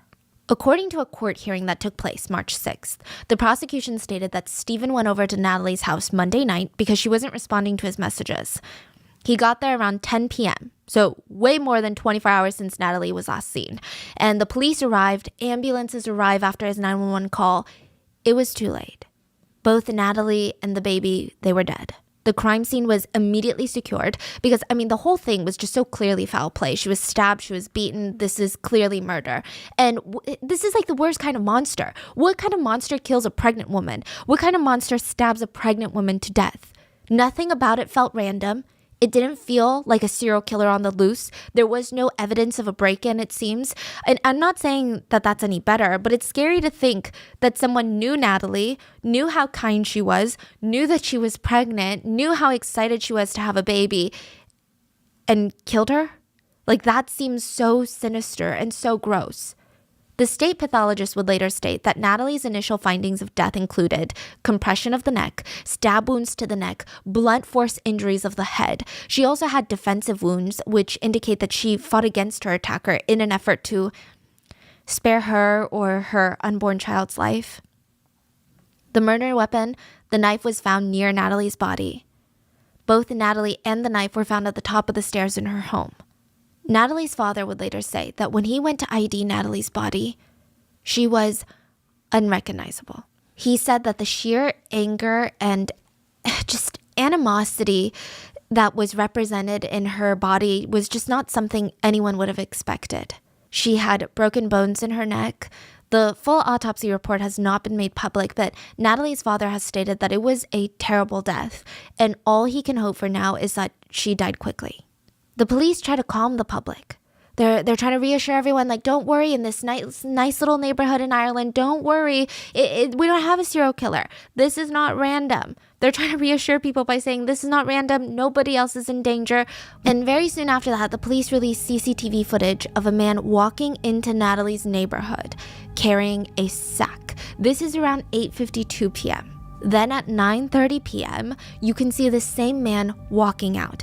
And Wait, 8:52 to 9:30? Yeah, 38 minutes. And I truly don't know why it's the world's worst, grainiest footage. It's kind of frustrating, but at least there's footage. A few interesting things to note about the CCTV footage. For one, you cannot see the man's face clearly. You cannot see it clearly, and it doesn't necessarily seem like they were trying to hide their face per se, but you can't see their face. Second, the man changes clothes. It seems like it's the same person by their height, their stature, and their gait, like the way they walk. But it seems like when he's walking into the neighborhood, he's wearing maybe darker colored clothes. It looks like a track set, if you will. And then when he's walking out, he's wearing a lighter colored set. And another thing to note is that the colors might not be accurate, because when it's dark, CCTV cameras may make something look like a white shirt, but it might not be white. It might be blue. It might be a different color. But it's clear that he did change clothes.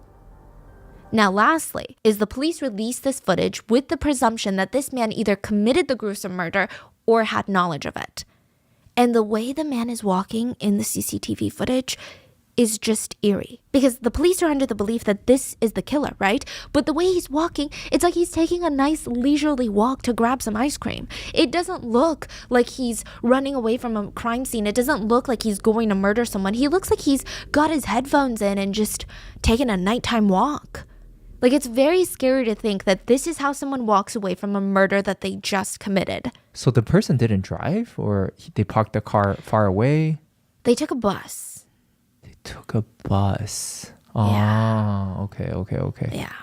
So just, again, I don't know if this is hindsight, but it just reeks of entitlement. Like, this walk is a very entitled walk, and it's very scary. So from this CCTV footage, the police gathered that this person seems to be a younger male, and they asked the public if they could help ID the man in the video. And for a while, nothing was done about it. I don't know if they just couldn't identify the man in the video, if nobody could, but the police were stumped. They had visited over 200 houses in the area, asking if anyone saw anything at all that was remotely suspicious. They evaluated over 3,000 hours of CCTV footage. They had taken over 50 items into evidence. Crime Stoppers came out and offered a £20,000 reward for anyone with information that could lead to an arrest. And people, the police, they kept reassuring the McNally family and the public that they were doing absolutely everything to find the killer. But the McNally family, and I have just pure respect and admiration for them because this is the hardest time of their lives. And they got up every morning and they made sure the world did not forget about Natalie.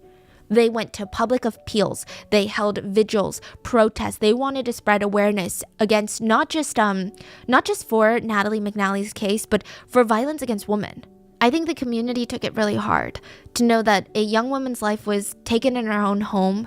That was shocking.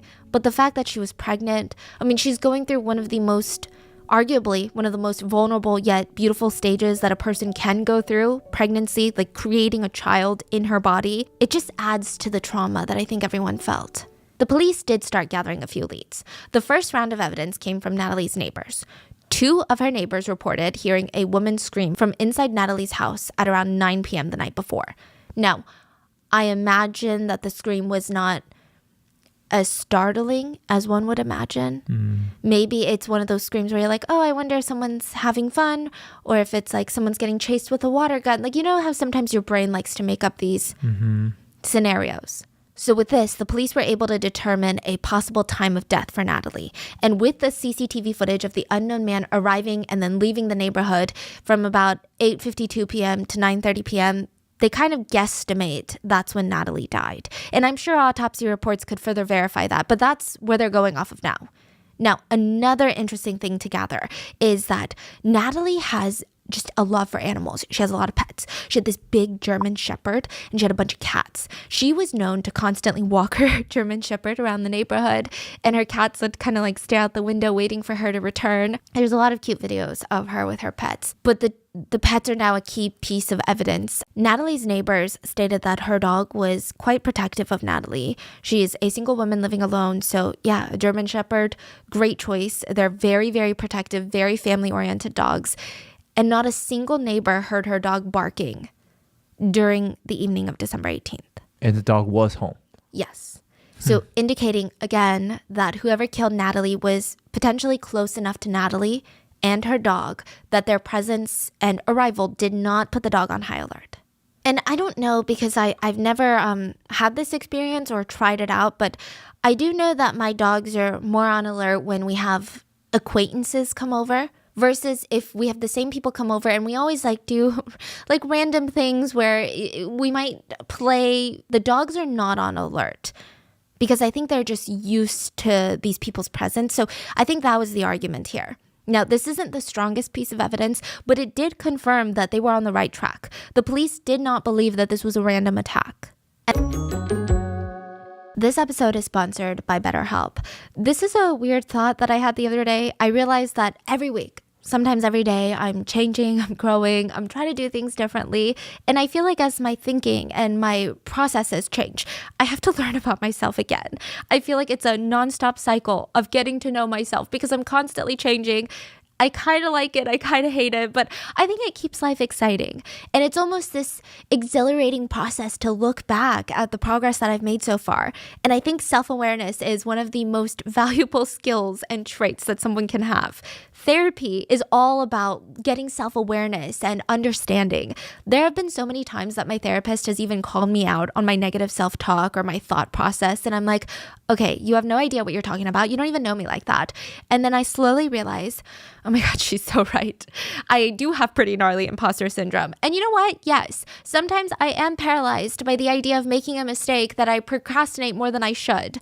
So it has been a journey of self-discovery that is very much needed because people come and go, but you're going to be with yourself and your thoughts every single day for the rest of your life. you might as well get to know yourself. I couldn't have done any of this without therapy. I think therapy is invaluable. And one of my favorite ways to get therapy is BetterHelp. BetterHelp connects you with a licensed therapist. If you've ever been hesitant or you're like, okay, maybe I will give therapy a try, BetterHelp is a great option, in my opinion. It's entirely online, which for me, it makes it so convenient if I'm traveling or if like this week I have weird emergencies coming up. I can do it in the comfort of my home. It's flexible and you get started so quickly. You just fill out a brief questionnaire, get matched to a licensed therapist. You can switch therapists anytime for no additional charge. I changed my therapist a couple times till I got matched with this one that I've currently been with for a few years now. And you can discover your full potential with BetterHelp. Visit betterhelp.com/rotten today to get 10% off your first month. That's BetterHelp, HELP.com/rotten. And then finally, the last piece of potentially bombshell information was given by Steven, the boyfriend who discovered Natalie's crime scene. Steven told the police that he knew why she was murdered. Okay, and why is that? Her blank has done this. So Steven has just pointed the finger and named someone as the killer. And I don't know if it was a stalker. I don't know if it was an ex-boyfriend, but he verbally named someone. I mean, the name has been redacted for privacy reasons, but it was just interesting. The police are like, okay, that's great. Thanks. We're going to take note of that. But you, Steven, are under arrest. So the first night, December 19th, when Steven had first discovered Natalie's body, he was arrested. He found Natalie's body. He called the police. He was dating her. She was pregnant. And he's pointing the finger at another guy. The minute the police show up at the scene, yeah, they book him. They arrest him, they book him, and once they start talking to him, Steven is revealing that he has an airtight alibi. Oh, it couldn't have been me because I was live streaming on YouTube. So during the time of the murder, for 6 hours, from 6 p.m. December 18th to midnight December 18th. Now, mind you, the police believe the murder happened around 9:30. He was live streaming. I mean, for the police to arrest someone like that, wouldn't you say there's some kind of like indicators? Because Yeah. if someone find a crime scene, do they automatically arrest you? Not really, right? He was acting he was just very uncooperative, is what they stated. So for a partner who just found his pregnant partner murdered, it didn't seem like he wanted to help the police. He just kept naming another guy and he was just acting very suspicious. Okay. Yeah. So they went ahead, they booked him, and he revealed his alibi. It was airtight. They went to his YouTube channel, checked it out. Sure enough, there's a live stream called The Violent Night Christmas Live Gaming Stream. He was then released. They let Steven go. He was cleared on all counts. Steven would be home for Christmas because he had an airtight alibi for when the murder took place. So soon after his release, another arrest was made, and the suspect's identity has not been released to the public. It is speculated by netizens that the person may have been the man that Steven had named, the ex-boyfriend or a stalker of some sort. He was pointing the finger at this guy, and allegedly this guy was arrested. This, of course, is unconfirmed. We have no idea, but that's the online theory. And with these arrests and releases, because that guy was released too, with no information being given to the public, the McNally family, I mean, they're getting frustrated. It felt like the police were losing steam on this case. It honestly kind of felt like the police were being led around in circles and they were getting manipulated and they had no idea what they were doing. The McNally family were worried that Natalie was just going to be another forgotten name in this long list of women who had been murdered and there would be no justice. Natalie's father stated that anytime the phone rings, he prays it's the police. He prays that they're one step closer to justice. All he wants to hear is that whoever did this to his little girl is off the streets. He wants to protect others. He just wants that person to be brought to justice. That is all. Natalie's cousin stated, the person walked into Natalie's home and took away everything. For her family, for her partner, he doesn't deserve to be walking the streets. He deserves to be punished. This isn't just our family's problem. As a community, we need to make sure we're doing everything we can to keep Natalie's name out there, because until he is caught, who can be sure that he's not going to do this to another innocent woman? The family refused to give up. They did not rest until media outlets and news and all these people picked up Natalie's case. They held rallies to raise awareness for violence against women, and they tried to spread awareness on basically this epidemic. They wanted to show people that we've had enough. Like, we should all have had enough by now. Rachel Coyle helped organize the rally. She is friends of the McNally family. And she said about violence against women, This is all rooted in misogyny. There is a male sense of entitlement to women's bodies, and this is not something we're going to tolerate any longer. The tide is turning. Violence against women must end. Declan, Natalie's brother, said he wants Natalie to be remembered as this beautiful, fun person that she was. Natalie's mom said every inch of their walls were filled with pictures of Natalie, just smiling at them. The whole family, they wanted answers. They wanted to know why. But also, they just kind of wanted to meet their future grandson. They named him Baby Dean, so Natalie and Baby Dean. Natalie's mom stated, "We were so excited for the new year, and now that's gone. Everything is gone." They held a vigil in celebration of Natalie and Baby Dean. The community came and they released these pink and blue balloons.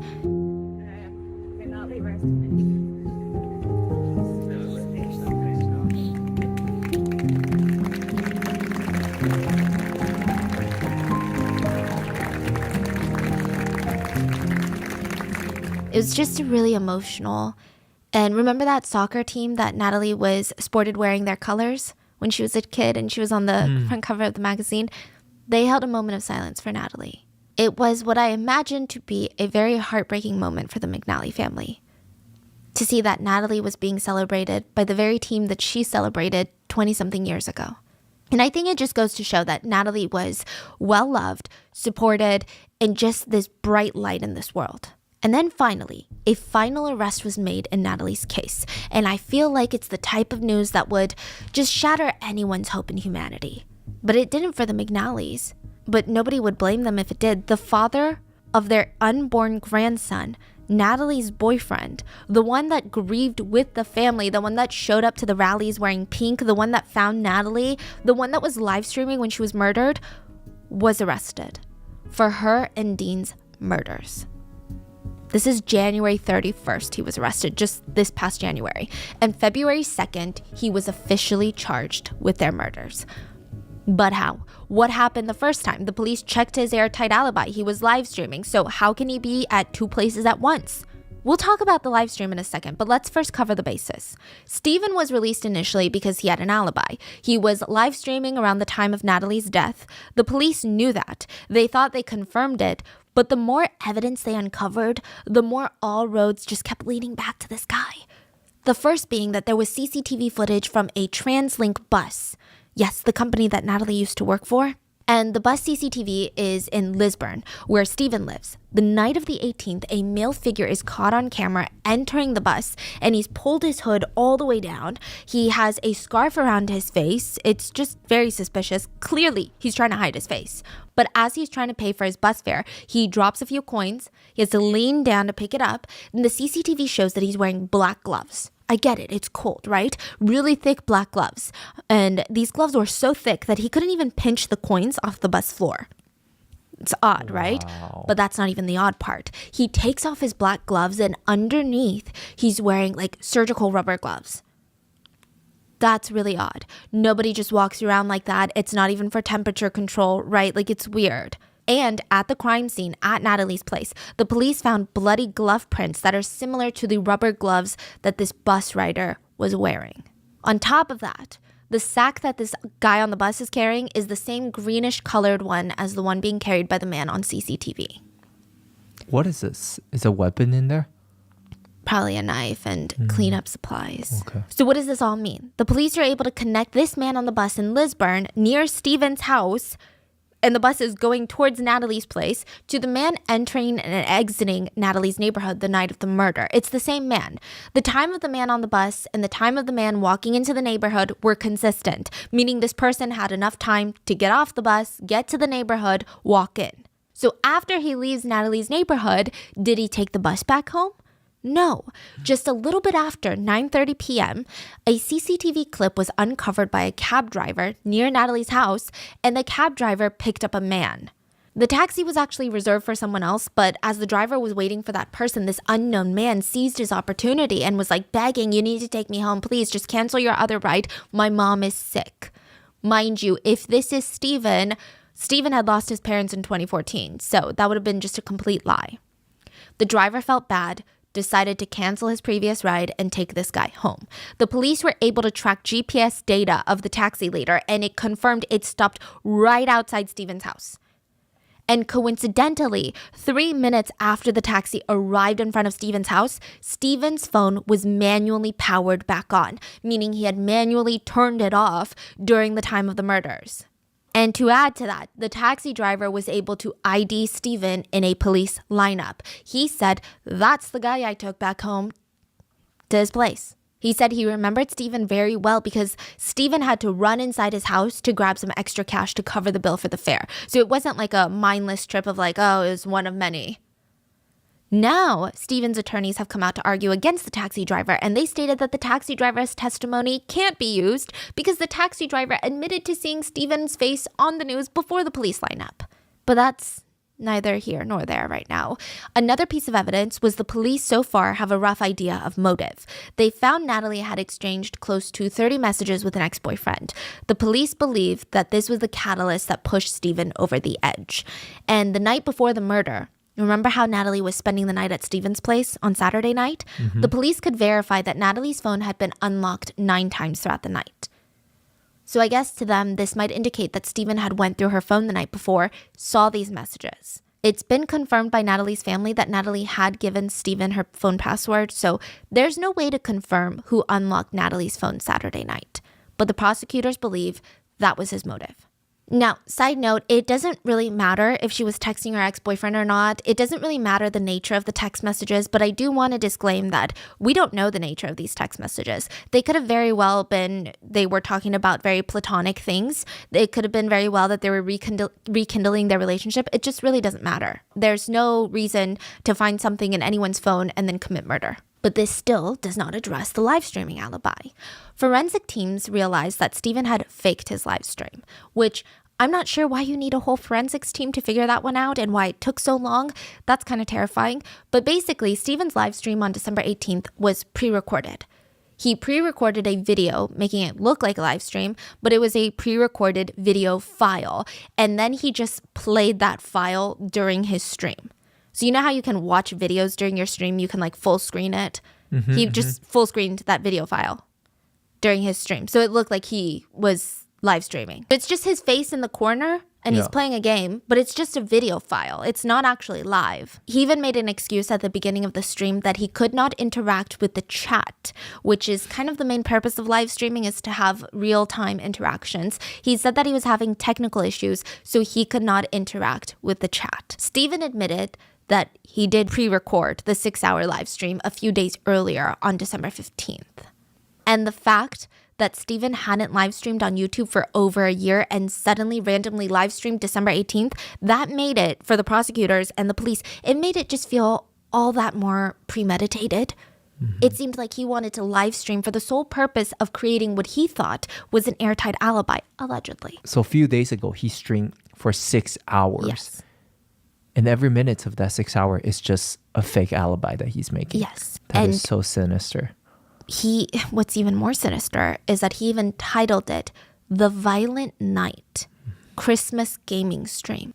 The description of the live stream reads, "Celebrate the most joyous time of year by watching a drunk mash buttons on a controller as if he's some sort of expert, then go mental after failing miserably, ... all in real time. Merry Christmas." Now it gets worse. Steven is being accused of leaving subtle and sublime messages like little Easter eggs to what he was allegedly actually doing that night. Prosecutors have said that he left brazen and taunting hidden messages in the pre-recorded live stream.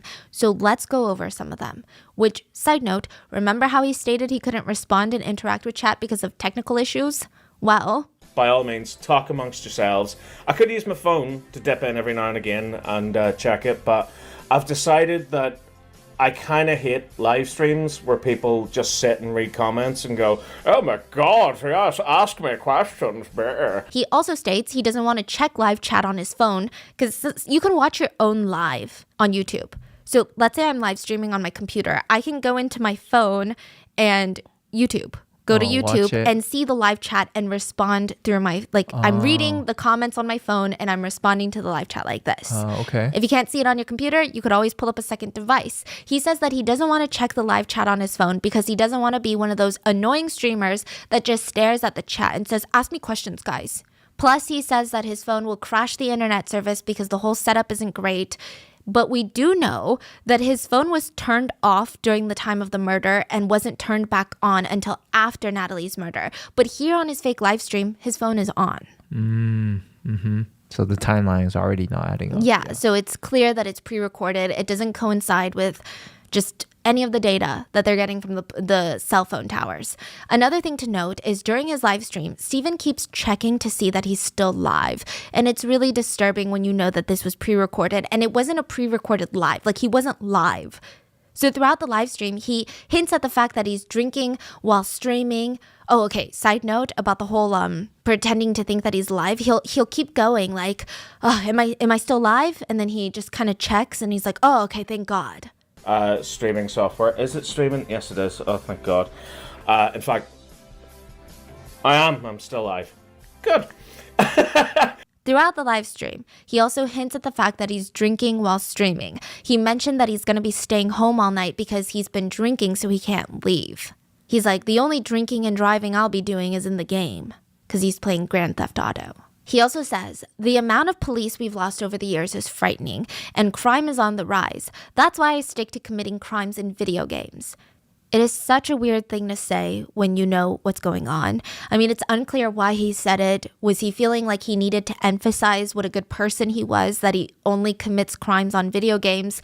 Did he think that maybe the police would watch this and go, oh, the guy is pro-police, let's let him off? Or was he just flaunting that police forces were dwindling in manpower recently, so it's the perfect time to commit a crime?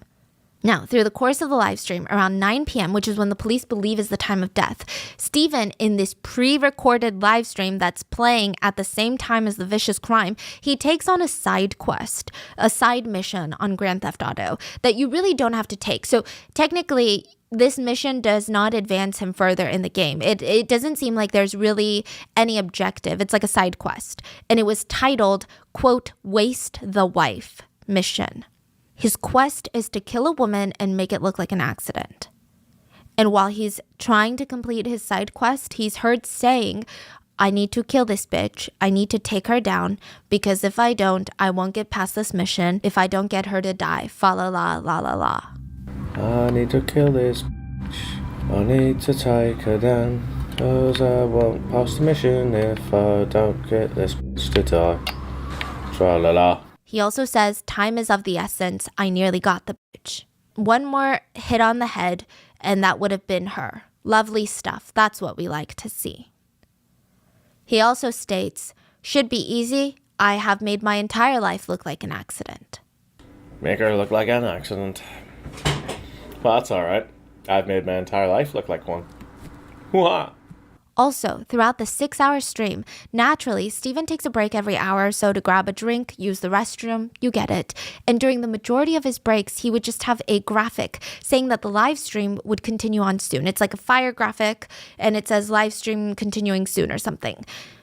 Specifically, around 9:15 p.m., the screen was replaced with a promotional photo of a James Bond movie, and it was No Time to Die. That's what it was called. It says No Time to Die, and it's James Bond. It was just briefly flashed on the screen, exactly around the time that Natalie was suspected to have been murdered. Meaning, allegedly, during Natalie's murder, Steven was fake live streaming, completing a side quest of killing a woman and making it seem like an accident, and a promotional poster that said No Time to Die was shown on screen. And that was put on by him on purpose? Yes. And I'll tell you why. Because if it was an accident, he could have edited it out. It wasn't live. Right. Also, if you've ever live streamed, that's a very bizarre accident to happen. Like, you're literally placing a graphic on the screen. And Steven would later be seen on screen saying that the poster No Time to Die was a mistake. He said he pulled his controller and headphone off the computer. It hit the keypad, and that's why this No Time to Die poster flashed on the screen. He said it was a terrible error. I just sat down and I pulled the controller and the headphones off the table which hit the keypad, which it's apparently hotkeys are still connected, so it went on to something else for a little second. Prosecutors say that's literally impossible. It's also pre-recorded, so if it was a terrible error, he could have edited out. It almost seemed like he was taunting someone. It almost seemed like it just felt so entitled and brazen, and it's like he's leaving weird Easter eggs. Another part, he's trying to say something about physics. Like, you know how in GTA, your car is going all these places, and technically that's not how a car would behave in the real world, right? And he's saying, oh, that wouldn't happen in the real world. Abso-fucking-notly. But he says, and he repeats himself, abso-fucking-notly. Yeah, that's physics. That's what would happen in the real world. Abso-fucking-notly. Abso-fucking-notly. And he kind of looks at the camera, and it's just this really bizarre, eerie moment. And again, at this point, when he's pre-recording this video, he's already planning her murder because he's pre-recording his alibi, allegedly. It's not like he's pre-filming YouTube videos. It's like alive. He started the video pretending it's alive. It's not a pre-recorded YouTube video. This is not a normal thing to do. So we can imagine, allegedly, he already had her murder in mind, and he's saying these things. There are a lot of other bizarre, unsettling moments on the stream. In one part, he says, attack, panic, attack. And he almost has this nod to the camera with a smirk. And it's almost this moment of like, I know you're watching this. And it's really unsettling. Attack, panic, attack. That's what we're doing. He also goes on a brief tangent about how Christmas time makes him nostalgic. He tells his viewers to reach out to people they have not reached out to in a long time. He states that he's alone. He doesn't have many friends left, but he says, quote, text someone Merry Christmas and how are things? Someone who you just haven't spoken to in a long time. Send them a little text. He also goes on a mini tangent of how much he loves the people that he loves in his life. He says that he doesn't have a lot of loved ones, but the ones he loves them with all his heart. It's really gross. It feels like he's mentioning this to solidify this like nice guy persona. I don't have too many loved ones in my life, but the ones I love with all my heart. At least I've got that going for me. Not too long after, he's screaming into the camera, I will kill you all, fucking hell. What the does it fucking take, you bastards? I will kill you all with fire! Fucking hell! What does it take? What does it take? What the f*** does it take? Fuck all of you, you bastards! He also states Christmas is about passing love onto a younger generation. He says, and I quote, hinting at his unborn child. And I think that's something I'm looking forward to doing more than anything else, really. Merry Christmas, everyone. It's a time that we look forward to and we get excited about whenever we're young. And then as we get older, we get much more cynical and stuff like that. And then we reach a stage where we realize it's not about us anymore.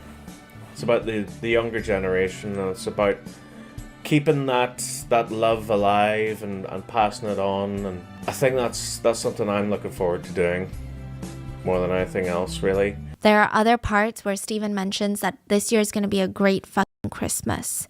And he looks at the camera. And he looks distracted as he's saying it, and as if he's thinking about something. And then he states that he's horribly distracted. And he continues gaming again with this smirk on his face.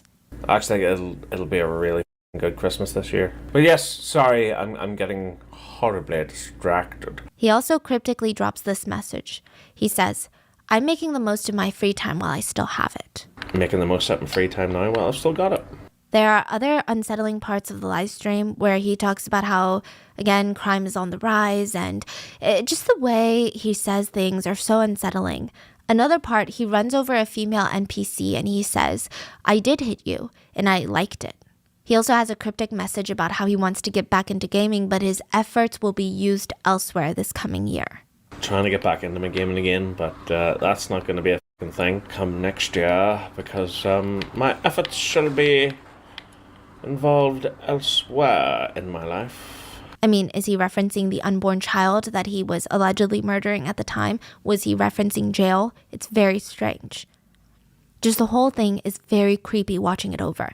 There are so many parts where he keeps trying to sell the fact that it's Sunday, December 18th, and that this is live when it's not. He tries to emphasize his beers nonstop. He keeps talking about his beers and how he's going to pass out after this live stream and how he's only going to be drunk driving in the game and not in real life. I just realized I'm literally going to be drinking and driving. In the game, by the way, I'm not leaving the house tonight, so, yeah, in the game, I will be drunk while driving in the game. In another bizarre part, Steven says, "Oh, f*** off. You don't know me. You don't know what I've suffered. I'm gonna go f*** up me life." Even when he would say, "How are you guys doing?" here and there, it felt like he was mocking his viewers, knowing that this wasn't live and nobody would be aware at the time. At the end, he says, "I think I'm gonna wrap this up. I'm gonna wrap up the stream with none of you watching at all."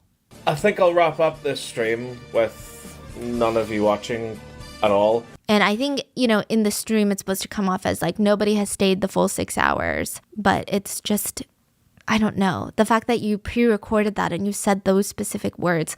Forensic teams were able to verify that this was a pre-recorded video that was deleted from Steven's computer 5 minutes after the live finished, which is interesting if you ask me. Oh. Okay. So the pre-recorded video was on his computer. December 18th, he does the live stream with the video. It ends around midnight when he's already allegedly home.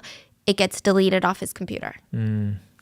Another thing to note, December 19th, Steven uploaded a video. This is before he found Natalie's body. And it's about a Mandalorian lightsaber squad toy review. This is the day after the murder. And I'm assuming, allegedly if Steven did commit the murder, he knowingly knew that he needed to act normal before he discovered Natalie's body. But the fact that he still uploaded a video, it doesn't seem like he's a daily poster. So it's just very bizarre. This is the same person that allegedly killed his pregnant girlfriend the night before. And this is how affected he sounds. He's ranting and screaming about how much he hates that toy in the video. The police also stated that Steven's behavior after his initial arrest, he was just uncooperative. So all these pieces of evidence, they start to unravel, and finally, Steven was charged with Natalie McNally's murder. The trial has yet to begin. Steven has been denied bail, and it was in this bail hearing that something very sinister came out. The prosecutor said that they were going through Steven's phone, and as a part of evidence, of course, and they realized that during the grieving process, Steven had gone over to Natalie's parents' house to be around her parents and to go through this emotional roller coaster of anger and just processing all of this. And he had left his phone there. The McNally parents can verify this, and he had come back later to grab it. He's like, "Oh, sorry, I left my phone." Well, the prosecutors found out that Steven left it there on purpose because he was recording audio with his phone. He wanted to see what the family thought at the moment. He wanted to see if they suspected him, which, can you even imagine the level of trauma that imposes on the McNally family? Not only did this evil monster allegedly take their child and their grandchild away from them, but he had the audacity to pretend to be grieving with them. He had the audacity to use their kindness to come into their home, to cry with them, and then leave his phone on purpose so he could spy on them? Get sick. Side note about sick. Steven posted a photo of his mom in January of 2023 before his second arrest. And the caption eerily reads, "9 years gone today, cherish the women in your lives. Their absence makes you realize how much you learned from them and how strong they were for you. Mothers matter. Make sure they know that before it's too late. Rest in peace." Now, back to the recording of the McNally family. The judge said what Steven did by recording Natalie's parents was, and I quote, "a heinous way of interfering with grieving parents." Like all of us, Judge Waters believes it's a gross invasion of the family's privacy. The judge actually felt enough concern that whatever Steven had heard in his 40-minute secret audio recording against the family, if he had found something that he deemed inappropriate or he deemed not okay, maybe he would go after the family. We don't know what this man is capable of. We don't know if he had murdered Natalie, allegedly, because, innocent till proven guilty. But the judge did not want to put the McNally family in more harm's way. So the bail was rightfully denied. Steven's defense attorney tried to appeal this by saying the only crime that Steven committed was lying to his YouTube audience. They stated that Steven lied to his audience by making them believe that he was alive, but he wasn't alive. But that's not a crime. YouTubers pre-film videos all the time. Steven seems to also have invented a new man that came to his house because everyone's like, well, then explain the taxi dropping off a man right in front of your house the night of the murder. He basically said that wasn't him. That wasn't him on the bus. That wasn't him in the taxi. A man did come to visit him in his house, but they got the wrong address. He has not released who this imaginary man is. I mean, allegedly imaginary man. But either way, the judge believes Steven should not be let out and believes that the murder of Natalie and her baby was meticulously planned. So the next court hearing is on March 24th, and at this point, there's no further updates on the case. In Ireland, they're really good about keeping a lot of information private until the trials, but I think the pressing question on a lot of people's minds is, why did he do it? And I don't know if we'll ever know the answer to that, and I don't know if there is an answer to that because there's never a justified answer to murder. So whatever answer we get, it's just not going to be legitimate. But there are theories online of why Steven allegedly committed the crime. The first theory is that he wasn't ready for a child and he felt the only way to get out of his responsibilities was to murder Natalie and the child. A lot of people back this theory with the idea that Steven is chronically online, stating that Steven seems like the type of person that has no idea about the real world or real life consequences. He's been online for so long. He has spent so much time on the internet that maybe he thinks that's how the real world works. He could get away with this. Another theory is that Steven might have thought that the child was not biologically his child. Since the couple recently started dating, I don't know. That's a theory. That's not an explanation or an excuse. I do believe as of right now, it's been verified or it is said that Steven was the biological father. But if it later comes out that he's not, that still doesn't change anything. I don't see how that even matters. Another theory is more on par with what the prosecutors have mentioned, which is maybe Steven found Natalie texting an ex, which again, we don't know if these are completely normal text messages or if they were romantic, and either way, it doesn't matter. But it's a theory that Steven became incredibly violent and possessive after finding those messages, and it might have hurt Natalie that she was pregnant. But then if he recorded the live stream days ago, Yeah. that means this is already in the plan. It's not like the night before he saw the text message and boom, here we go. So the running theory is that maybe he had seen text messages before and then the night before he found more. But Natalie being pregnant might have made everything worse. I'm trying to word it correctly because that sounds like it's Natalie's fault and it's not. This is just like the disturbing world that we live in, and it's a public health concern that needs to be talked about. Domestic violence against pregnant women the statistics are shocking. In the US, half of all female homicide victims are killed by intimate partners. Half of all women who are murdered are killed by their intimate partners. And a vast majority of these cases are carried out by a male intimate partner. But not only that, women are at an increased risk of experiencing violence from their partners during pregnancy. Not less, more increased. A survey done showed that of the people who said they experienced violence from their previous partner while pregnant, 25% of them said it started during pregnancy, which is terrifying to even soak in those statistics and the idea that there are people out there that get violent around their pregnant partners. Have you ever been around someone who's pregnant? Like my sister was recently pregnant twice, and just the sheer level of anxiety I feel around her, I'm like constantly worrying that she's gonna slip on something. That's how normal people should think. Some theories are that because pregnancy is identified as a time of self-autonomy, typically, women have a lot of awareness. Their mind-body connection typically tends to get deeper. So this is where Ellen's been. Or for people that are pregnant, tends to get deeper when they're pregnant. Their partners seek to destroy this newfound strengthened feeling that they have with themselves when they're pregnant. And more often than not, pregnant people will become also more preoccupied with their baby that's growing inside of them than being available to their partners. Some male partners may even view the unborn baby as a threat. That once the baby is born, the mother will focus on the child more than they will on them, which can lead to an increase in violence. Or sometimes they are less available for sexual activities or less available to do housework or less available to tend to the male needs, and that is why they tend to get even more violent during pregnancy. Some studies show that violent men tend to get hyper-violent and hyper-aggressive during a woman's pregnancy, and they will become even more possessive of their partners. I guess it's just these violent men, they feel like they've lost their entitlement and free access to their partner's body. Because I think when people become pregnant, it's not even about their bodies anymore.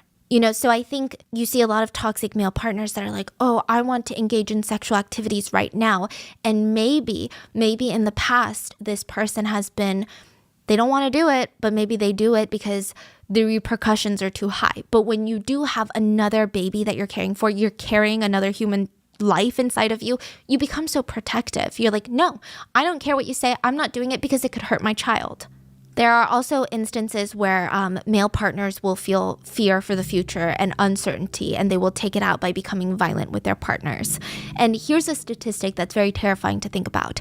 Women in the US who are pregnant or who have recently given birth are more likely to die from murder than to die from pregnancy-related complications. As a pregnant woman in the US, you are more likely to be killed by an intimate partner then you are at risk of dying from hypertensive disorders, hemorrhaging, sepsis, pregnancy-related complications. I'm like so infuriated. Like, this is a health emergency. It's a public health crisis. It's a disease. And to further prove the point that people need to start changing, there was a Reddit comment that I stumbled on and it was boiling my blood so much. Someone commented about Natalie, the victim in this case.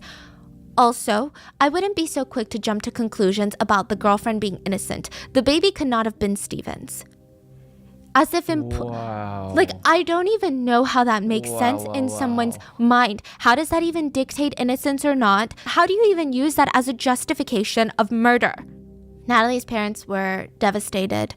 They said that they had even let Steven take 20 minutes alone with Natalie's body before she was put to rest. This was the day after Christmas. They believed he was a grieving partner. They believed he should have the right to say his goodbyes to his girlfriend, but also to his unborn child. He cried and said that he was so sad. They had plans to purchase a future home together and raise their family. And now the McNally parents, they're just haunted at the thought of what Steven might have done or what he might have felt in those 20 minutes being alone with Natalie. But more importantly, the McNally parents, they lost Natalie. They lost their grandbaby, Dean. And they said moving forward, they just want to focus on advocating for violence against women because that's what Natalie would have done. I'm going to link a few organizations that I personally have supported in the past, and I really like what they do. I think that you should always do your own research, make sure that they align with what you're looking for. But I think that as someone, if you're interested in true crime and the psychology behind of why people do what they do and hear these stories, it's equally as important to support the victims and just work on creating a system that's just makes it harder for people to commit these crimes, because those pregnancy statistics, those domestic violence statistics just shook me to my core. So please make sure to check out the organizations linked in the description. Unfortunately, during the course of Natalie's investigation, 3 more Irish women were killed. One of them was also pregnant. And a lot of the people in the community, they're just fed up. They're fed up with the violence against women, with women being murdered and the world moving on again until the next woman is murdered. A close friend of Natalie's said, the path Natalie took was full of joy and success, and it was about to get even better with the growing life inside of her little boy Dean. You, Steven, allegedly, put an end to all of that. You selfishly decided for some unknown reason that Natalie's life and her exciting future was less important than whatever your deranged motives were that night. The life that you took mattered. The life inside of her mattered. Their future mattered. The hopes and dreams of her family and friends mattered. I will never understand what possessed you to do what you did, and I will never. But I hope you know that Natalie was more loved and had made more of an impact on this world than you can ever imagine. Natalie has an army of supporters across the country who will not rest until you are held accountable. When you've been caught and punished, you will be forgotten.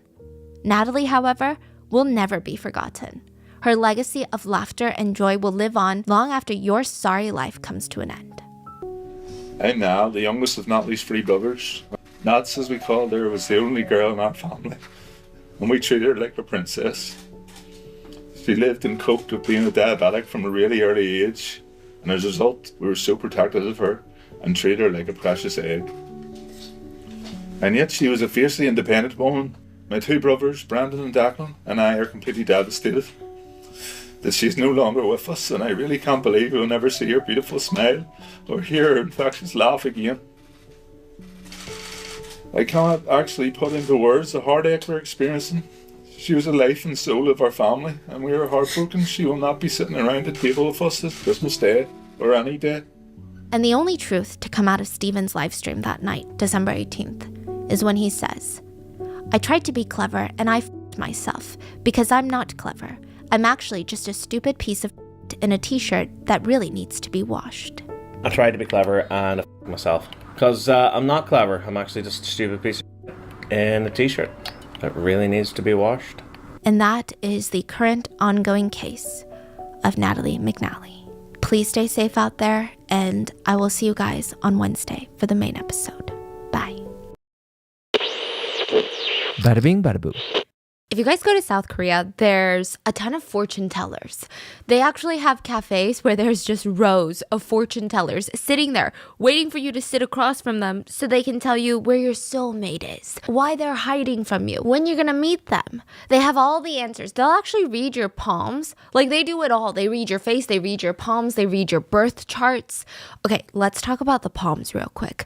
Look at your left palm. And you have all these little lines on your palm, on your fingers, and they all represent something. They all mean something.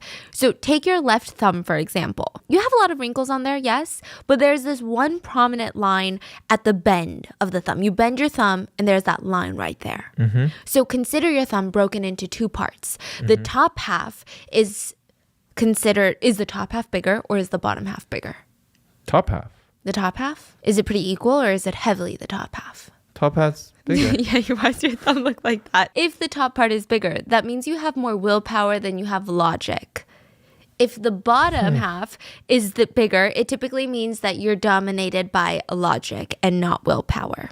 Yeah, that's not accurate. Mine is both. It's equal, and I have neither. But they don't just read your palms. It's said that these fortune tellers can read your face. There's a belief that based on how your face is shaped, it can determine what your fate is. Like, the smoothness and particularly the roundness of your forehead can determine your career, your success rates later in life. You've got to have that round, plump, Botoxy looking forehead. Or your lips, for example. They say the fuller the lips, the more wealth that you're attracting. Your lips symbolize a river. That's how they think about it. And even if you have the biggest, juiciest lips in the world, if they're dry, that means you're drying out your wealth. What? Because the river is your wealth. So you need to keep your lips moisturized. What about ears? Ears? I don't know, because you never listen anyways. So Chinese, we want like a big ear. Lobe? Yeah. Really? Yeah, like Buddha. Oh. Yeah, like a big one. Oh, That's a that's good so one. interesting. Yeah. I feel like, I don't know if Koreans like big earlobes. Sometimes they will pull my ear growing up. That's so funny. My mom hated when I wore heavy earrings because she said that my earlobes would get big. Oh, that's weird. So interesting. It said that a lot of people will visit a face reader before getting cosmetic surgery to make sure that they're making the right choices. Because the last thing you want to do is alter your fate because you get a nose job. What if your fate was to be rich and now with this nose job, you're not? It's very interesting, okay? And honestly, it's very popular in Korea to the point where they even have a fortune teller dispenser, like a vending machine, but it's fortune tellers. You get a little egg out of a vending machine. There's slots for singles and couples, and you crack the egg and inside is your fortune. I guess it's like a fortune cookie. So yeah, people go to get all kinds of advice, and Park Seung-jung, we'll call him SJ, SJ went there to get career advice. He wasn't necessarily at a down point in his life. Like, I feel like a lot of times people go when they're at a crossroads, when they're conflicted, maybe when things aren't going well. But SJ's career was arguably one of the best, one of the most sought after careers in all of South Korea. He was a pharmacist. He owned his own pharmacy. He went to Seouldae, which is the University of Seoul. This is like the Harvard of South Korea. But not just that. The fact that he became a pharmacist at a school like this was insane. To be a pharmacist in South Korea, you have to be the top 2% of 500,000 candidates. This is summer of 2018, so pretty recent. SJ sits down and the fortune teller is like, your fortune is clear as day. Okay, is he gonna open up another pharmacy? Is the pharmacy in trouble? Like, what is clear as day? You, sir, are gonna make videos and you're gonna be famous. But she wasn't specific enough because he would be famous, very famous, in fact, but for all the wrong reasons. This pharmacist would be famous for basically his arrest in being patient zero, a herpes STD super spreader, if you will. How does a highly educated, respected pharmacist in South Korea become one of the most hated YouTubers and medical professionals of all time?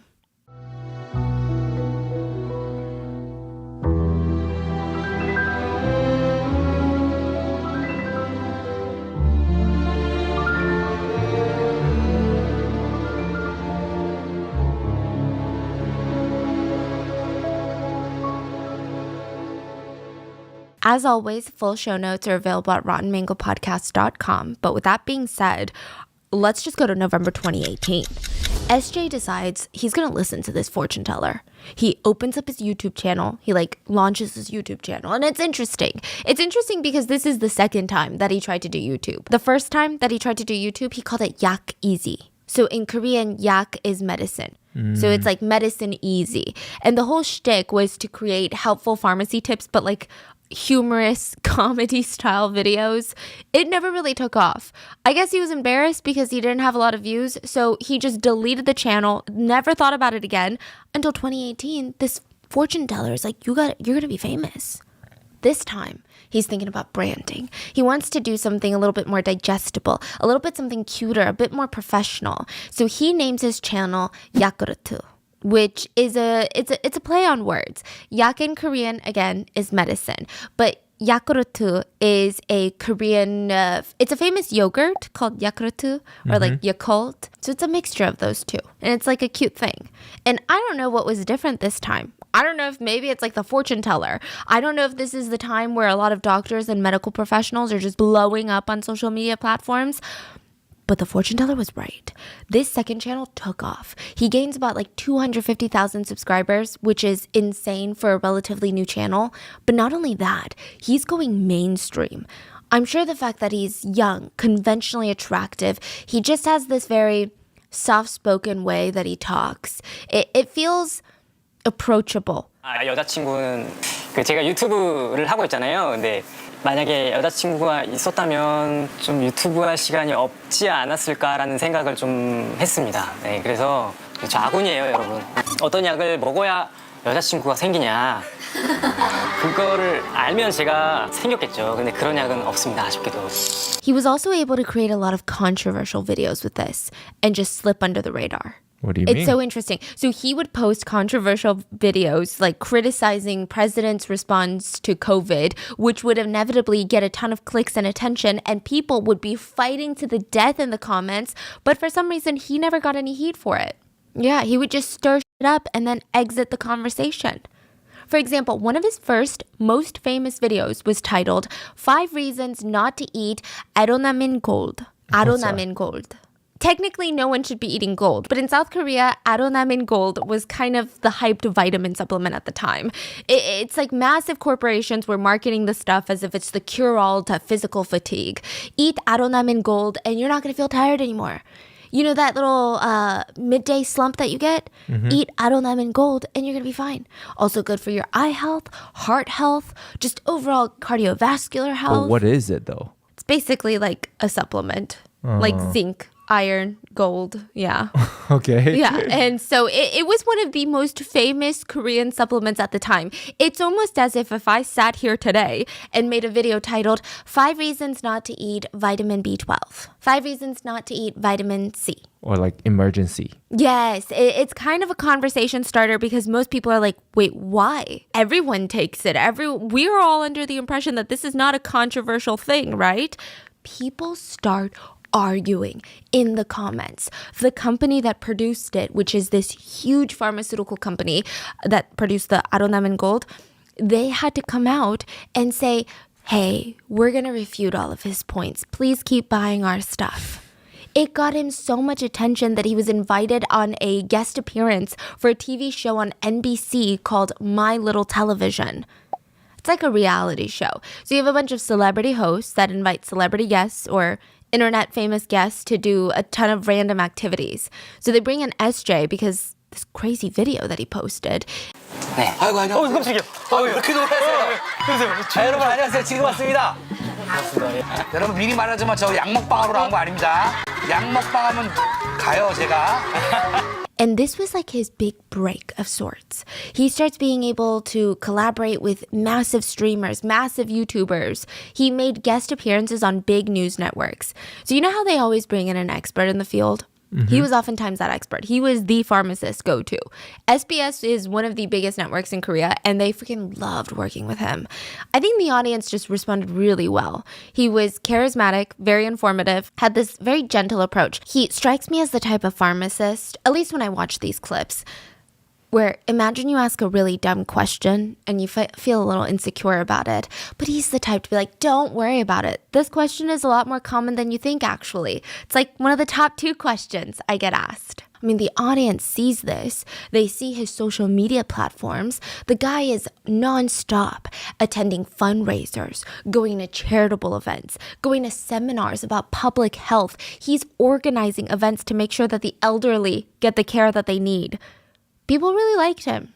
They started flooding to his YouTube channel. There were times where he was being criticized for being a bit too political. But from what I can tell, these were a lot of small hiccups in his career. Like, I'm not saying this was okay for him to do, but it just seemed like the internet did not freak out on him for it. For example, he encouraged the boycott of Japanese products in 2019. He made a whole video on Japanese medicines in the market in Korea, made little comments here and there about how he supports the boycott of Japanese products, which, if you know, there's a lot of history between Japan and Korea, and it's just a very hot take, if you will. And in February 2020, he wrote a post with heavy criticism of President Moon Jae-in's COVID policy. People are going wild in the comments. Like, think back to February 2020. These are some politically charged times. And he's criticizing the president of South Korea at the time for how he's handling this. And side note, SJ would only like right-wing comments, and the president at the time was left-wing. So there was a bit of a controversy about that. But these all blew over. In fact, maybe it even helped grow his YouTube channel. It seemed like the saying, all press is good press, kind of worked. All press really seemed to be good press. Until it wasn't. Because it's really, really hard to come back from being an alleged that spreads lifelong incurable diseases to his victims. Jenny is not her real name.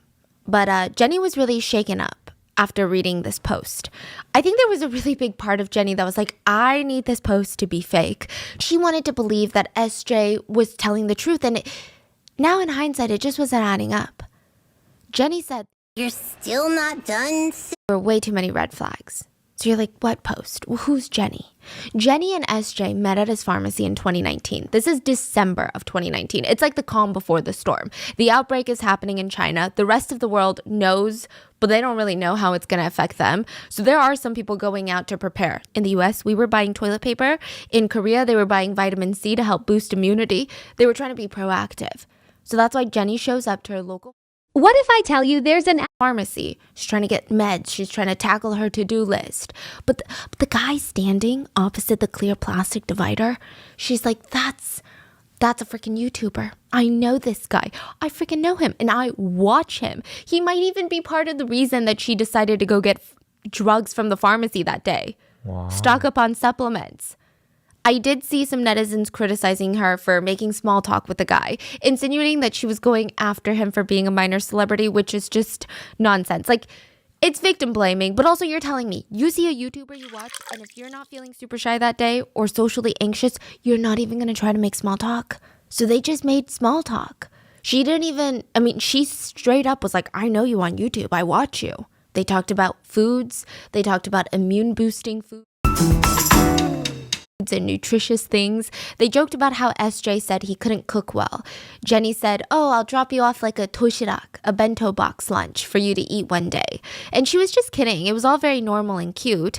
But Jenny was getting every indication that this guy was very interested in her from the very first encounter at that pharmacy. And she was kind of impressed. He's the same on camera as he's off camera. He gives off a very honest and innocent energy, like the same kind of energy that he would give off in videos. Maybe it was too innocent. After their first meeting, SJ gave Jenny his home address. He's like, if you ever want to come over and I don't know, teach me how to cook. I don't know what excuse he gave, but he gave her his home address. She thought it was kind of bizarre because this guy is a little bit like a celebrity, but she felt honored. If he's gonna give me his address, maybe he trusts me.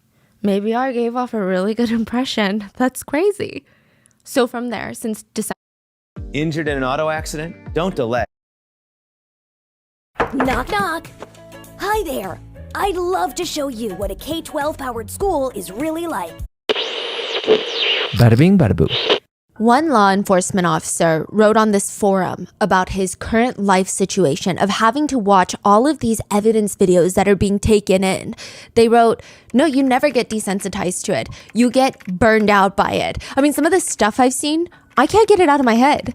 Stupid things like pet names that your partner might call you, like, oh, baby, sweetie, or even big boy, will bring back thoughts of you had to witness in these videos, and it's not a great experience. I have seen things in my life that I should never have seen. I mean, things that'll make your skin crawl, which is very scary to think about it. For those law enforcement officers, every piece of evidence that they receive, they can't just shove it away in a box or put it in a hard drive and go, okay, yeah, we've got the evidence. We're good now. They have to log every piece of that footage. They have to, in most cases, categorize the footage based on the seriousness, the violence, and even the age of the victims in the videos. There are some computer software programs to help with the logging of images, but with videos, most of the time, a reviewing officer will need to sit there and provide a written account in graphic